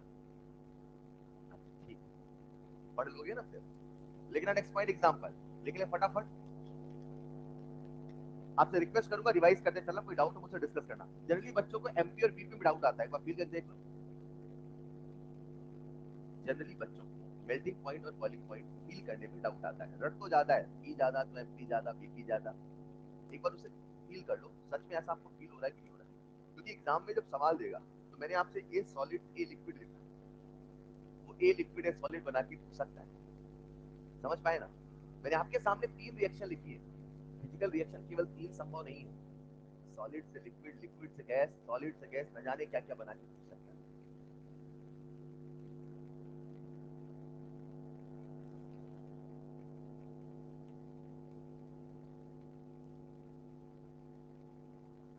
एक सवाल पूछू क्या? पूछू क्या? क्या बिना टेम्परेचर बदले भी बर्फ को पिघलाया जा सकता है? क्या बात कर रहे हो? बिना टेम्परेचर बदले भी बर्फ को पिघलाया जा सकता है। तो बताओ, प्रेशर बढ़ा के प्रेशर घटा के। अभी आएगी स्लाइड, फिर देख के बताना, ठीक है? सवाल समझे कि नहीं समझे? हाँ, without changing temperature you can also melt more ice. अरे हाँ या ना? और you can freeze more ice just by changing the pressure. यही लॉकअप सिखाता है, टेम्परेचर अकेला जरूरी नहीं है बर्फ जमाने के लिए। चलो नेक्स्ट स्लाइड में। साइंस में कुछ चीजें ढूंढो तो अच्छा लगेगा, वो थ्योरी मान के पढ़ोगे तो फिर है क्या यार, वाह यार, बर्फ जमाने के लिए केवल टेम्परेचर काम नहीं चलेगा, मतलब बिना फ्रीज के भी बर्फ जमाया जा सकता है। लिखो बेटा, लिखो। नहीं जमा सकते ना?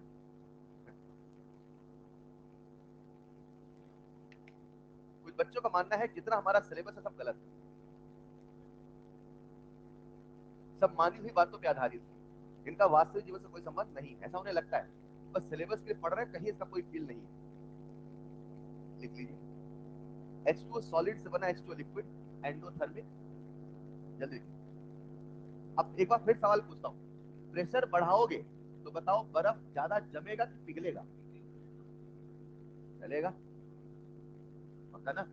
पर इन केस अगर सवाल है तो आपको रिएक्शन लिख के फिर वो कंसेप्ट लगा के बताना पड़ेगा। और एक सिंपल सा कंसेप्ट है, प्रेशर बढ़ाने से इक्विलिब्रियम उधर चला जाएगा जिधर जाने से वॉल्यूम घट जाएगा, लोड ही नहीं लेना है। आओ इस पूरी कहानी को कुछ एक सवालों के माध्यम से करते हैं आज। चले नेक्स्ट स्लाइड में।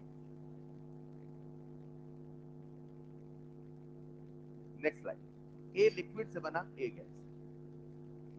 एक बार देख लो इसे अच्छे से, एक तरफ प्रेशर एक तरफ टेम्परेचर है। जब समझ गए तो खुद से क्यों नहीं लिखते? हर जगह दो ही तो काम किया है, प्रेशर भी बढ़ाया है, टेम्परेचर बढ़ाया है। अरे एक बार एग्जाम में सवाल आया प्रेशर घटाने से क्या होगा, तो बच्चे ने कहा आउट ऑफ सिलेबस है। मैंने सारा प्रेशर बढ़ा के प्रेशर घटाएगा आएगा तो कर लोगे ना भाई? पूछ ही लेता हूँ मैं डाउट, हाँ पूछ लेता हूँ पहले आपसे। लिख लिया सबने? अगला सवाल लिख, ए लिक्विड से गैस, मतलब मैंने दोनों जगह प्रेशर बढ़ाया है, तीनों जगह प्रेशर घटाएंगे। तो प्रेशर बढ़ाने से लो वॉल्यूम साइड, तो प्रेशर घटाने से हाई वॉल्यूम साइड।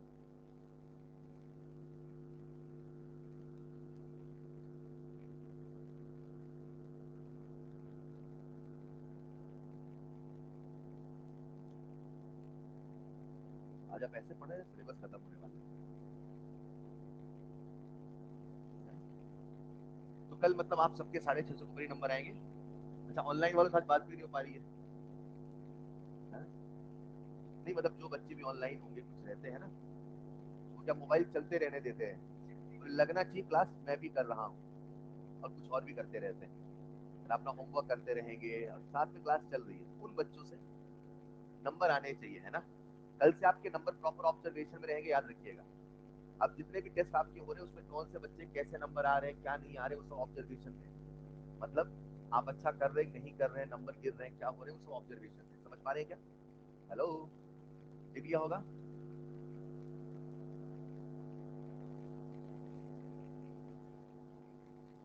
हाँ। यहाँ पे अगर कभी बॉइलिंग पॉइंट की बात करेंगे तो आपको समझना पड़ेगा बॉइल के लिए लिक्विड और गैस चलेगा। मैंने जो वॉल्यूम का ऑर्डर लिखा है लिक्विड और सॉलिड का लिखा है। अगर कभी ऐसा कोई थ्योरेटिकल सवाल आ जाए कि गैस और लिक्विड में, क्या बोला मैंने, उस बच्चे का डाउट सुन लो सब लोग। वो बच्चा कह रहा है कि सर अगर मैं वहां पे बॉइलिंग पॉइंट का ऑर्डर लिखूंगा तो ये ऑर्डर होगा कुछ और होगा। तो मेरे प्यारे बच्चे पहले अपने आप से पूछो, अगर यहाँ पे लिखा होता H2O लिक्विड H2O गैस, सुनना यही कह रहा हूँ, एक के समझो लॉजिक लगाओ। H2O liquid sorry H2O gas, पहला सवाल पहला सवाल पहला सवाल, गैस का वॉल्यूम ज्यादा कि लिक्विड का? तो जो जनरल ऑर्डर है वही है कि नहीं है? लेकिन अगर ऑर्डर उल्टा होता तो फिर उल्टा होता। आज अगर मैं H2O लिक्विड गैस में थोड़ी कोई एक्सेप्शन है ना यार, वो तो बर्फ और पानी में है, वो भी केज लाइक स्ट्रक्चर है, पूरा पढ़ते हैं आप लोग, तो ऐसा स्ट्रक्चर है। लेकिन ऐसा यहाँ पे थोड़ी है। H2O लिक्विड H2O गैस में किसका वॉल्यूम ज्यादा है बताओ, किससे ज्यादा है? तो ऑर्डर वही है जो होना चाहिए, उल्टा है। तो पी ज्यादा तो एमपी ज्यादा तो पीपी ज्यादा होगा कि नहीं होगा? तो यहाँ प्रेशर बढ़ाओगे तो पीपी बढ़ेगा घटेगा? बढ़ेगा। लेकिन अगर सवाल कहते मैं कहीं से दूर से जादुई लिक्विड ढूंढ के लाया हूं, मैं कहा ढूंढ लो। अब ये जादुई लिक्विड ढूंढ के लाया, उसने कहा कि इसमें गैस और लिक्विड में लिक्विड का वॉल्यूम ज्यादा है, अब उल्टा हो जाएगा। कंसेप्ट बताए, सवाल क्या है वो आपको दिमाग लगाना पड़ेगा, चलेगा? अगर आप सीख गए तो एक सवाल लिखो पहले, जल्दी से लिखिए।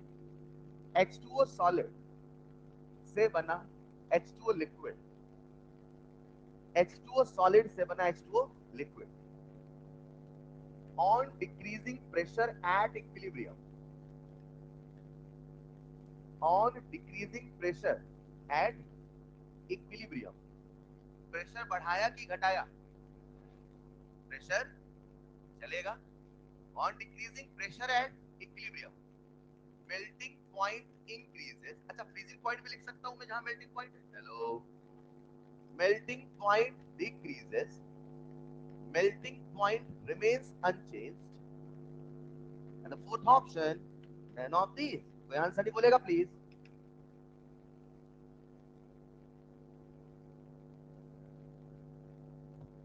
मेल्टिंग पॉइंट बढ़ेगा कि मेल्टिंग पॉइंट घटेगा कि मेल्टिंग पॉइंट अनचेंज कि नन ऑफ दीज? जल्दी से, कितने बच्चों ने बता दिया रिजल्ट? बढ़ेगा घटेगा? पक्का? बी ज्यादा तो एमपी ज्यादा उस केस में, इसमें केस उल्टा है। इन जनरल इसमें क्या होता है, पी होगा ज्यादा तो एमपी होगा कम, तो पी होगा कम तो एमपी होगा ज्यादा, and answer will B MP होगा। नहीं समझे? क्या कोई मुझे से फील करके समझा पाएगा?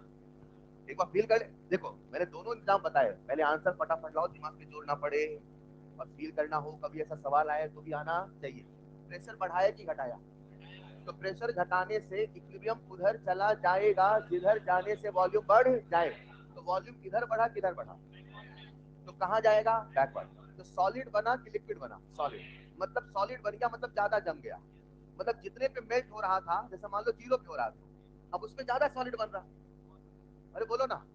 तो अब और कम पे ना आएगा इक्विलिब्रियम। समझना मेरी बात को। जैसे मान लो मैंने यहाँ पे लिखा है टेम्परेचर 0 डिग्री सेल्सियस, लिख देता हूँ मैं, प्लीज सब लोग जुड़िएगा, इसको फील करके आगे बढ़ेंगे। H2O सॉलिड H2O लिक्विड आया ना, इसमें इक्विलिब्रियम, मैंने प्रेशर घटाया कि बढ़ाया? तो किधर जाएगा? बैकवर्ड गया। तो बताओ सॉलिड ज्यादा बना कम बना? सॉलिड। इसका मतलब क्या हुआ? पिघलना कम हुआ, मतलब जितने टेम्परेचर रखे हो वो उसके लिए बहुत ज्यादा है भैया। अरे हाँ या ना? अगर ये 5 डिग्री सेल्सियस पे था तो उसको 0 पे रखो, 5 इसके लिए बहुत ज्यादा हो चुका। समझ पा रहे क्या? नहीं समझ पा रहे? तो ये सवाल या तो पूरे लॉजिक से करो या फटाफट फील से करो, आंसर आना चाहिए। ऑर्डर होगा वो, तो बी ज्यादा बीपी ज्यादा एमपी ज्यादा, ऑर्डर उल्टा तो उल्टा, दैट्स इट। अगला सवाल दे दूं क्या? एक और सवाल लिखो, अगला आपको करके बताना है।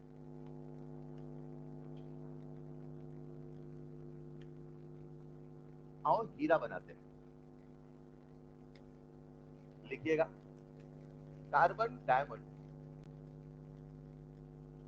is in equilibrium with carbon graphite, सवाल में दे रखा है डेल्टा एच बराबर -x किलो जूल, ये -x है तो बताओ एक्सो है कैंटो। शानदार।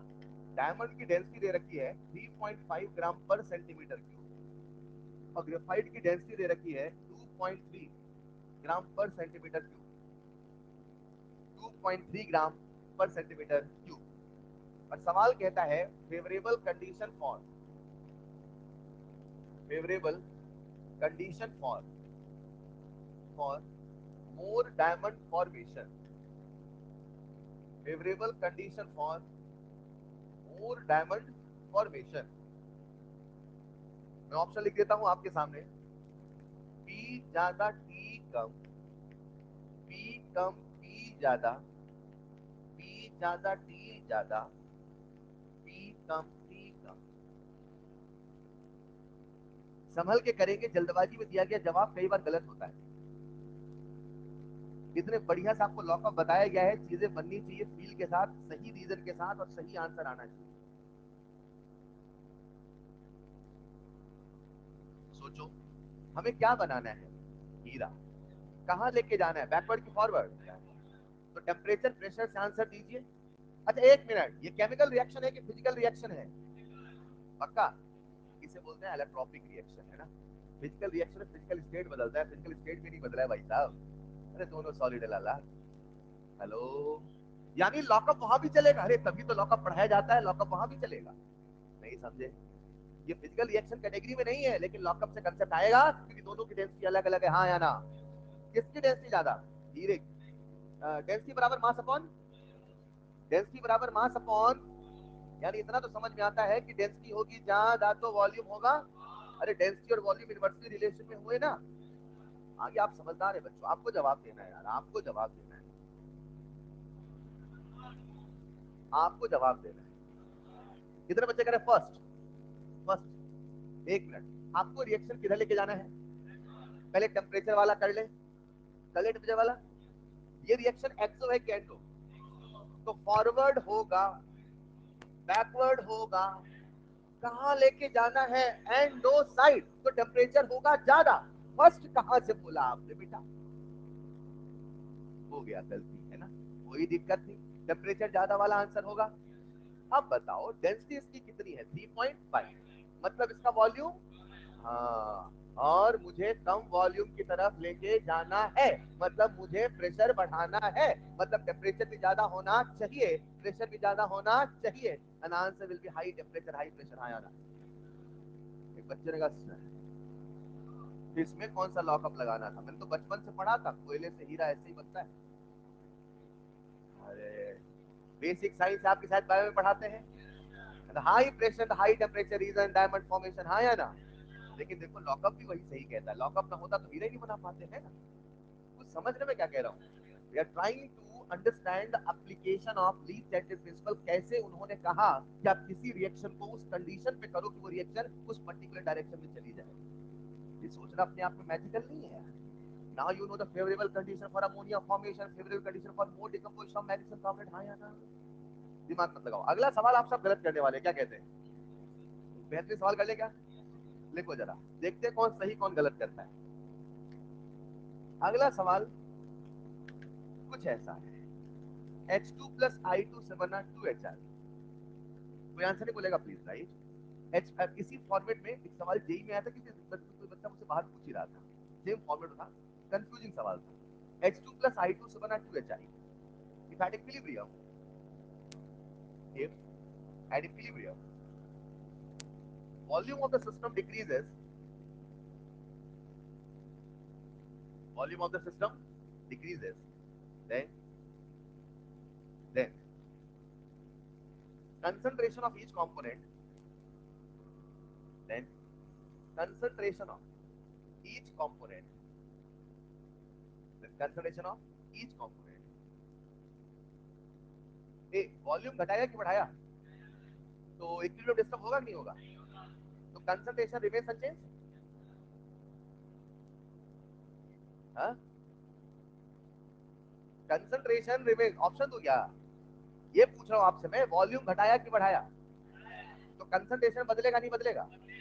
तो कंसंट्रेशन बदलेगा तो इक्विलिब्रियम डिस्टर्ब होना चाहिए ना। यही तो खेल है इस इक्विलिब्रियम का, इस डेल्टा एन जी जीरो का। हाँ ये सच है, अगर आज आप वॉल्यूम बदलोगे तो सवाल में ऐसा था कि जब आपने वॉल्यूम बदला तो कहाँ जाएगा कंसंट्रेशन, तो फॉरवर्ड बैकवर्ड ये सब दे रखा था, तो बच्चा उसमें सोच रहा था, उसको समझना था यहाँ फॉरवर्ड बैकवर्ड ये सब नहीं चल रहा, वो कंसंट्रेशन पूछ रहा है। तो मेरे भाई सिंपल सी बात है, अगर आपने वॉल्यूम घटा दिया, कंप्रेस करो ना इसे, तो कंप्रेस करोगे तो सी होता है एन बाई वी, तो वॉल्यूम घटा तो कंसंट्रेशन बढ़ा। एग्री और नॉट? एग्री और नॉट? तो सबका कंसंट्रेशन बढ़ेगा कि नहीं बढ़ेगा? और जब कंसंट्रेशन बढ़ेगा तो बताओ इक्विलिब्रियम डिस्टर्ब होगा कि नहीं होगा? तो बताओ कंसंट्रेशन के बदलने से हमेशा इक्विलिब्रियम डिस्टर्ब होता है कि नहीं होता? देखिए चीज दिमाग में सेट हो रही है कि नहीं हो रही? अब समझना, इक्विलिब्रियम डिस्टर्ब करने के केमिकल, एक केमिकल है कि फिजिकल है? केमिकल है। ऐसा नहीं फिजिकल टॉपिक चल रहा है तो केमिकल है कि फिजिकल है? केमिकल। लिक्विड डिस्टर्ब करने के तरीके चार, एनवीपीटी, तो लेकिन उसमें से टेम्परेचर छोड़ दो, एनवीपी हुआ, हमेशा उनसे डिस्टर्ब हो एक्टिव मास कोई जरूरी नहीं है। सॉलिड के केस में मोल बदला था लेकिन फिर भी एक्टिव मास बदला नहीं है। इस केस में वॉल्यूम बदला है, प्रेशर बदला, तब भी एक्टिव मास बदला नहीं। पक्का एक्टिव मास बदला है लेकिन इक्विलिब्रियम डिस्टर्ब नहीं हुआ। इसका भी कंसंट्रेशन बदला, समझना, इसका कंसंट्रेशन दुगना क्या था? एक मिनट, इसका कंसंट्रेशन दुगना क्या था? कंसंट्रेशन बढ़ा है कि घटा है? ये भी अभी फील नहीं है आप, कंसंट्रेशन बढ़ा है ना, सी बराबर एन बाई वी है ना, तो वॉल्यूम बढ़ा कि घटा? तो कंसंट्रेशन, इसका भी कंसंट्रेशन बढ़ा, इसका भी कंसंट्रेशन बढ़ा, इसका भी कंसंट्रेशन बढ़ा, लेकिन इक्विलिब्रियम डिस्टर्ब नहीं हुआ, क्योंकि सबका इक्वल अमाउंट से डिस्टर्ब हुआ है। आया ना? इक्विलिब्रियम डिस्टर्ब करने के लिए आरएफ या आरबी को डिस्टर्ब करना होता है टाइम, तभी तो कैटलिस्ट आने से भी इक्विलिब्रियम डिस्टर्ब नहीं हुआ, क्योंकि उसने आरएफ आरबी दोनों को बदला। चलेगा? प्यारे बच्चों यहाँ तक आपका सिलेबस था। नीट का एक छोटा सा टॉपिक बचा, मैं क्लास जल्दी छोड़ूंगा सर, यहाँ पे कोई मीटिंग है तो 5 मिनट क्लास छोड़ूंगा, उसके लिए थोड़े टॉपिक और पढ़ा रहा हूँ, पढ़ा दूं क्या? देखिएगा नेक्स्ट पॉइंट, यहाँ पे आपका नीट का सिलेबस होता है। नीट का सिलेबस ये है, आगे क्या है सिलेबस नहीं, यानी पूरी सिलेबस है, उससे सवाल बहुत कम आ रहे हैं। पीवाईक्यू देखोगे तो दोनों टॉपिक से सवालों की संख्या बहुत कम है, तो ऐसे टॉपिक हमेशा मैं चैप्टर क्लास में रखता हूँ ताकि बच्चा मेन नोट्स रिवाइज करे, सवाल यही आएंगे, और जिनसे नहीं आ रहे हैं या आने के चांसेस बहुत कम है वो लास्ट, अब आ गए तो अगले साल से वो भी इंपॉर्टेंट हो जाएंगे। नेक्स्ट पॉइंट लिखिएगा, होमोजेनियस इक्विलिब्रियम। नेक्स्ट पॉइंट लिखिएगा, होमोजेनियस इक्विलिब्रियम। प्यारे बच्चों ये पूरा का पूरा जो चैप्टर है, इस चैप्टर का नाम केमिकल इक्विलिब्रियम है कि वागे साहब का गैसियस? पूरे चैप्टर में गैसियस लेके चला, लेकिन अंत में एक स्पेशल केस आ रहा, सुनिएगा। आप सबके सामने एक रिएक्शन लिखी है CH3COH, प्लीज सुनिएगा, और यहाँ लिखा है अल्कोहल C2H5OH। जब दोनों की रिएक्शन होगी तो यहाँ लिखा एक्वस, यहाँ लिखा एक्वस, क्या दोनों की रिएक्शन से यहाँ पे इस तरह का फॉर्मेशन होगा? इस तरह का फॉर्मेशन लो हमने कर दिया, CH3CO C2H5, और साथ में क्या बना दिया? पानी। जरा सुनिएगा ध्यान से, ये भी होगा हमारा एक्वस, ये भी होगा हमारा एक्वस, चाहे मैं एक्वस लिखूं, चाहे मैं लिक्विड लिखूं, चाहे मैं लिक्विड लिखूं, चाहे मैं लिक्विड लिखूं, दोनों ही नोटेशन लिखने में यूज होते हैं। द कंसेप्ट इज, अभी तक जब हम किसी रिएक्शन का केपी केसी लिखते थे, क्या लिखते थे? तो उसमें कभी भी प्योर लिक्विड नहीं आता था, आता था वर्क, और वर्क को हम लिखते। लेकिन आज ये जो रिएक्शन है ये होमोजीनियस है। होमोजीनियस का मतलब है सेम फेज। इसका मतलब ये है कि समझना, थोड़ा फील करना, लिक्विड और लिक्विड की रिएक्शन कर रहे हो, लिक्विड और लिक्विड की, लेकिन पानी एज अ प्रोडक्ट वहां बन के आ रहा है। तो जब आप लिक्विड लिक्विड में कोई दूसरा लिक्विड बनेगा तो आपको उसकी कंसंट्रेशन में चेंज ऑब्जर्व। सिंपल सी बात है, अभी तक क्या होता था कि प्योर लिक्विड हुआ करता था, वो या तो सिस्टम को एक मीडियम प्रोवाइड करता था, बोलो ना यार, उस केस में या तो कोई एक कंपोनेंट होता था और बाकी गैसेस होते थे, तो गैसेस की तुलना में उसकी कंसंट्रेशन में कोई चेंज हमें ऑब्जर्व नहीं होता था। और एक्टिव मास की परिभाषा हुआ करती थी, it is that part of reactant which actively participate in the reaction. तो जब हमने वो हिस्सा निकाला तो सॉलिड लिक्विड के केस में नहीं आता था, क्या कांस्टेंट आता था। लेकिन जब आज सारे के सारे लिक्विड, सारे के सारे, थोड़ा फील करना, तो जब कोई लिक्विड जाएगा और कोई लिक्विड आएगा तो आपको अब उसमें चेंज नजर आएगा। Now this time you have to consider them in the expression of KP and KC. तो एक फैक्ट मान लो, एक लॉजिक मान लो, जो हमारे सिलेबस में डिटेल में नहीं है, मात्र एक सिलेबस मॉड्यूल में है, एक सवाल मॉड्यूल में है, एक सवाल ही शायद, दो है क्या? अभी तक एक ही सवाल हुआ करता था, इस तरह वाला है, ठीक है? तो एक ही सवाल है, और वो भी बस ये सिखाने के लिए, अगर कभी होमोजीनियस आ गया गैसेस के अलावा लिक्विड लिक्विड लिक्विड, जब सॉलिड आ गया तो दुनिया में ऐसी कोई रिएक्शन नहीं जो सॉलिड प्लस सॉलिड से सॉलिड प्लस सॉलिड बनाए, ऐसी रिएक्शन है ही नहीं, अभी तक तो नहीं है केमिस्ट्री दुनिया में कि पत्थर प्लस पत्थर की वैल्यू पत्थर, दैट्स इम्पॉसिबल। इसीलिए होमोजीनियस में मैक्सिमम सिचुएशन क्या हो सकती है, लिक्विड चलेगा। तो अगर आप इसमें केपी केसी का एक्सप्रेशन लिखोगे तो केसी के एक्सप्रेशन में, केसी के एक्सप्रेशन में पानी भी आएगा, क्योंकि अब हमें इसका कंसंट्रेशन का चेंज ऑब्जर्व होगा। तो कॉपी में लिखिएगा next point, homogeneous equilibrium expression of KC लिखो। अरे सुनो ना, इसके लिए केपी लिख पाओगे क्या? नहीं सर, केपी नहीं लिख पाएंगे सर, ये हल हो जाएगी। लिख लीजिए, इसके लिए केपी नहीं लिख पाएंगे, only we can write is expression of KC. तो होमोजीनियस इक्विलिब्रियम में अब पानी भी एक्सप्रेशन में आएगा। और इसी पे एक छोटा सा सवाल कर लेते हैं, कर ले क्या? ऑफ कोर्स करेंगे सवाल।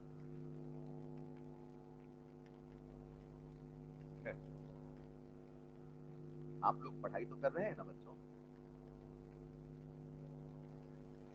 बस ये आखिरी टॉपिक है, एक छोटा सा टॉपिक बच रहा है वेपर डेंसिटी का, उसे नेक्स्ट क्लास में बताऊंगा और फिर आने की स्टार्ट करेंगे, ठीक है? आपका अपडेटेड सिलेबस है पेपर का, लॉकअप के केवल एक ही सवाल है, लॉकअप नहीं आ रहा वैसे, मतलब केपी केसी आएगा, इक्विलिब्रियम आएगा, काइनेटिक्स आएगा, ली चैटर्जी प्रिंसिपल से सवाल अभी नहीं आ रहे, नहीं चलेगा? देख लो जरा, लेकिन इफ ऐसा वो पेपर पहले बन जाता है तो उसमें ऐसा रहता है कि भाई सब कम सिलेबस है कि हर बच्चा करे रहे है ना, एंड मोमेंट पे कुछ होमवर्क किया नहीं किया, वो सारी चीजें, तो एटलीस्ट उतना सेक्शन है जिसमें हर बच्चे ने प्रैक्टिस किया, लेकिन आपने तो पूरा किया है ना, तो अभी आप पूरा मॉड्यूल करना, पेपर में कुछ भी है क्या फर्क पड़ता है? मतलब आप ऐसा कहते हो कि नीट के पेपर में लॉकअप सवाल नहीं आया, अरे वो टॉपिक रह गया, इक्विलिब्रियम से कहीं से भी आ सकता है। अरे हाँ या ना? सवाल लिखना जरा, एक रिएक्शन आपके सामने लिखी है, reaction starts with, if reaction starts with, if reaction starts with 1 mole of, if reaction starts with 1 mole of acid and alcohol, 4 मोल लिख लो, ऐसा करो, 1 है, 1 में ऐसे लगा दो लाइन, 4 बन जाएगा। Reaction starts with 4 mole of, 4 mole of acid and alcohol in a 1 liter container, in a 1 liter container, in a 1 liter container, and and value of equilibrium constant is 4, and value of equilibrium constant is 4, equilibrium constant की value दे रखी है 4, then calculate, then calculate equilibrium concentration of acid, then calculate equilibrium concentration of acid, then calculate equilibrium concentration of acid। देखो, आपसे किसका concentration पूछा है? Acid का, और आपको प्यारे बच्चों एक रिएक्शन दे रखी है, CH3COH प्लस C2H5OH से बना CH3COC2H5 प्लस H2। इनिशियली इसके कितने कितने मोल दे रखे हैं? 4 4। जीवन में इक्विलिब्रियम आएगा, सब कुछ खमसा जाएगा, 4 माइनस एक्स, एक्स और एक्स हाँ या ना, तो ये हो जाएगा x square upon 4 minus x का होल स्क्वायर बराबर 4। मैंने क्या बोला, समझ पाए क्या? सोचो, अरे केसी की वैल्यू 4 दे रखी है,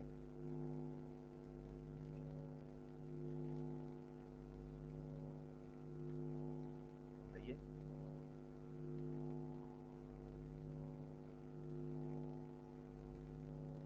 बढ़िया क्या? अरे सिंपल सवाल है, मान लो ना लिक्विड नहीं लिखा है, गैस है, तो कैसे करते हैं? 4 सिंपल ही तो है।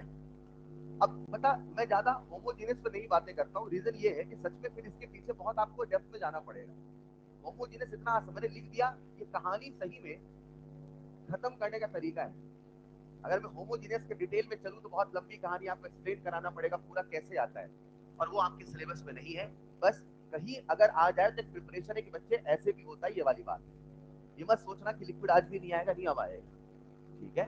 अब इसके और डेप्थ में जाने की आवश्यकता नहीं है, वो फिर आउट ऑफ सिलेबस जा रहे हो, नॉट नेसेसरी। सबने कर लिया क्या? जरा मुझे बताइए एक्स की वैल्यू कितनी आई? एक्स की वैल्यू आई 8/3, तो आंसर हो जाएगा 8/3। नहीं सर, आंसर 8/3 कैसे होगा सर? हमसे किसका कंसंट्रेशन पूछा है? एसिड का। तो equilibrium concentration of acid, acetic acid will be कितना हो जाएगा? 4 minus 8/3 and answer is nothing but, चलेगा प्यारे बच्चों? यहाँ पे आपका सिलेबस 99% खत्म हो चुका है। 1% पेपर डेंसिटी में 10 मिनट लगेगा, जो मैं नेक्स्ट क्लास में कराऊंगा। आपका होमवर्क रहेगा, लेकिन किसी के पास मॉड्यूल है? होमवर्क लिख ले। मैंने टेलीग्राम पे शॉर्ट नोट भी शेयर कर दिया है, सॉल्यूशन भी शेयर किया। वो जो सॉल्यूशन है किसी बच्चे ने मुझे भेजा है, मास्टर प्रूफ 1 का था, मगर किसी बच्चे का सॉल्यूशन मैंने नहीं बनाया है, मगर अच्छा लगा, बहुत प्यारा लिखा हुआ है, तो मैंने टेलीग्राम पे भी शेयर किया है। व्हाट आई वांट टू से, कल इवनिंग में भी एक बच्चा था जिसने ईएलपी मॉडल सब कुछ इतने बेहतरीन ढंग से सॉल्यूशन बनाए हैं ना, देख के क्या लगता है मेहनत तो बहुत अच्छी कर रहे हैं। समझ पाने मेरी बात? कॉन्फिडेंस कहने से नहीं करने से आता है। जब आप ये अपनी मेहनत को देखते हो ना, वही आपको कॉन्फिडेंस देता है और कुछ नहीं देता। नंबर पेपर हर बार एक नया पेपर होगा, हर बार एक नया क्वेश्चन होगा, बट वो जो कॉन्फिडेंस है ना पेपर के पहले, वो इस मेहनत को देखने से होता है। हर सवाल में टिक लगा के रखो, अपनी सोल्यूशन कॉपी देखो तो लगता है हाँ हमने मेहनत तो करी है। मैं क्या कह रहा हूँ समझ पा रहे हैं? प्रॉपर सोल्यूशन बनाइए, प्रॉपर चीजों करिए, एक वेल प्लान सिस्टमैटिक वे में चलिए। आपका होमवर्क रहेगा number 1, revise all lecture. Revise all lecture homework लिख ले प्लीज। अपन मिल रहे हैं शायद ट्यूसडे को, तो मंडे का भी समय आपके पास है शायद, मुझे नहीं पता। ठीक है, लिखना जरा। नहीं, माइट बी पॉसिबल कैंसिल हो जाए, शायद वो 1 तारीख का कुछ छुट्टी का है, पता नहीं। तो अगर नहीं होता है तो होमवर्क लिखिएगा number 1, revise today's lecture. Number 2, prepare short notes if needed. मैं वर्ड बोल रहा हूँ इफ नीडेड, वो आपके ऊपर है, आप अपना एनालिसिस करें, समय बचाइए। Prepare short notes if needed, मैंने शॉर्ट नोट भेज दिया, अगर आपको लगता है पूरा रिवीजन हो रहा है, उसे भी आप प्रिंट आउट निकलवा सकते हैं। कोशिश करूंगा लास्ट तक सारे शॉर्ट नोट्स हर चैप्टर के दे दूं, अभी जो जो बने हैं वो आप यूज करते रहे टेलीग्राम में। उसके बाद आपको करना है exercise 1। Exercise 1 up to 77, up to 77, एक या दो ही सवाल नहीं बनने चाहिए, सारे बनने चाहिए आपसे। Exercise 1 up to 77, exercise 2 complete, exercise 2 complete. Exercise 2 करने के बाद ईएलपी करेंगे आप कंप्लीट। ईएलपी में कुछ पेपर डेंसिटी के सवाल है, वो मत करना, मैं सीक्वेंस दे रहा हूँ, उसी सीक्वेंस में करिएगा। ईएलपी कंप्लीट, ईएलपी कंप्लीट करने के बाद आप कंसेप्ट बिल्डर कर लीजिएगा अगर समय हो तो, कंसेप्ट बिल्डर कंप्लीट। और इन सबसे ज्यादा प्रायोरिटी रहेगी एक्सरसाइज 3। एक्सरसाइज 3 इक्विलिब्रियम का 30 सवाल आपको मिले हैं 30 मिनट, टाइम बाउंड होके करिए और कोशिश करिए हर चीज टाइम बाउंड होके करिए। एक्सरसाइज 3 30 मिनट चलेगा। होमवर्क बहुत ज्यादा नहीं है, बोलने में ज्यादा लग रहा है, 2 घंटे से भी कम का होमवर्क है। समझ पा रहे हैं क्या? दैट्स ऑल फॉर टुडे, मिलते हैं नेक्स्ट क्लास में। Thank you so much.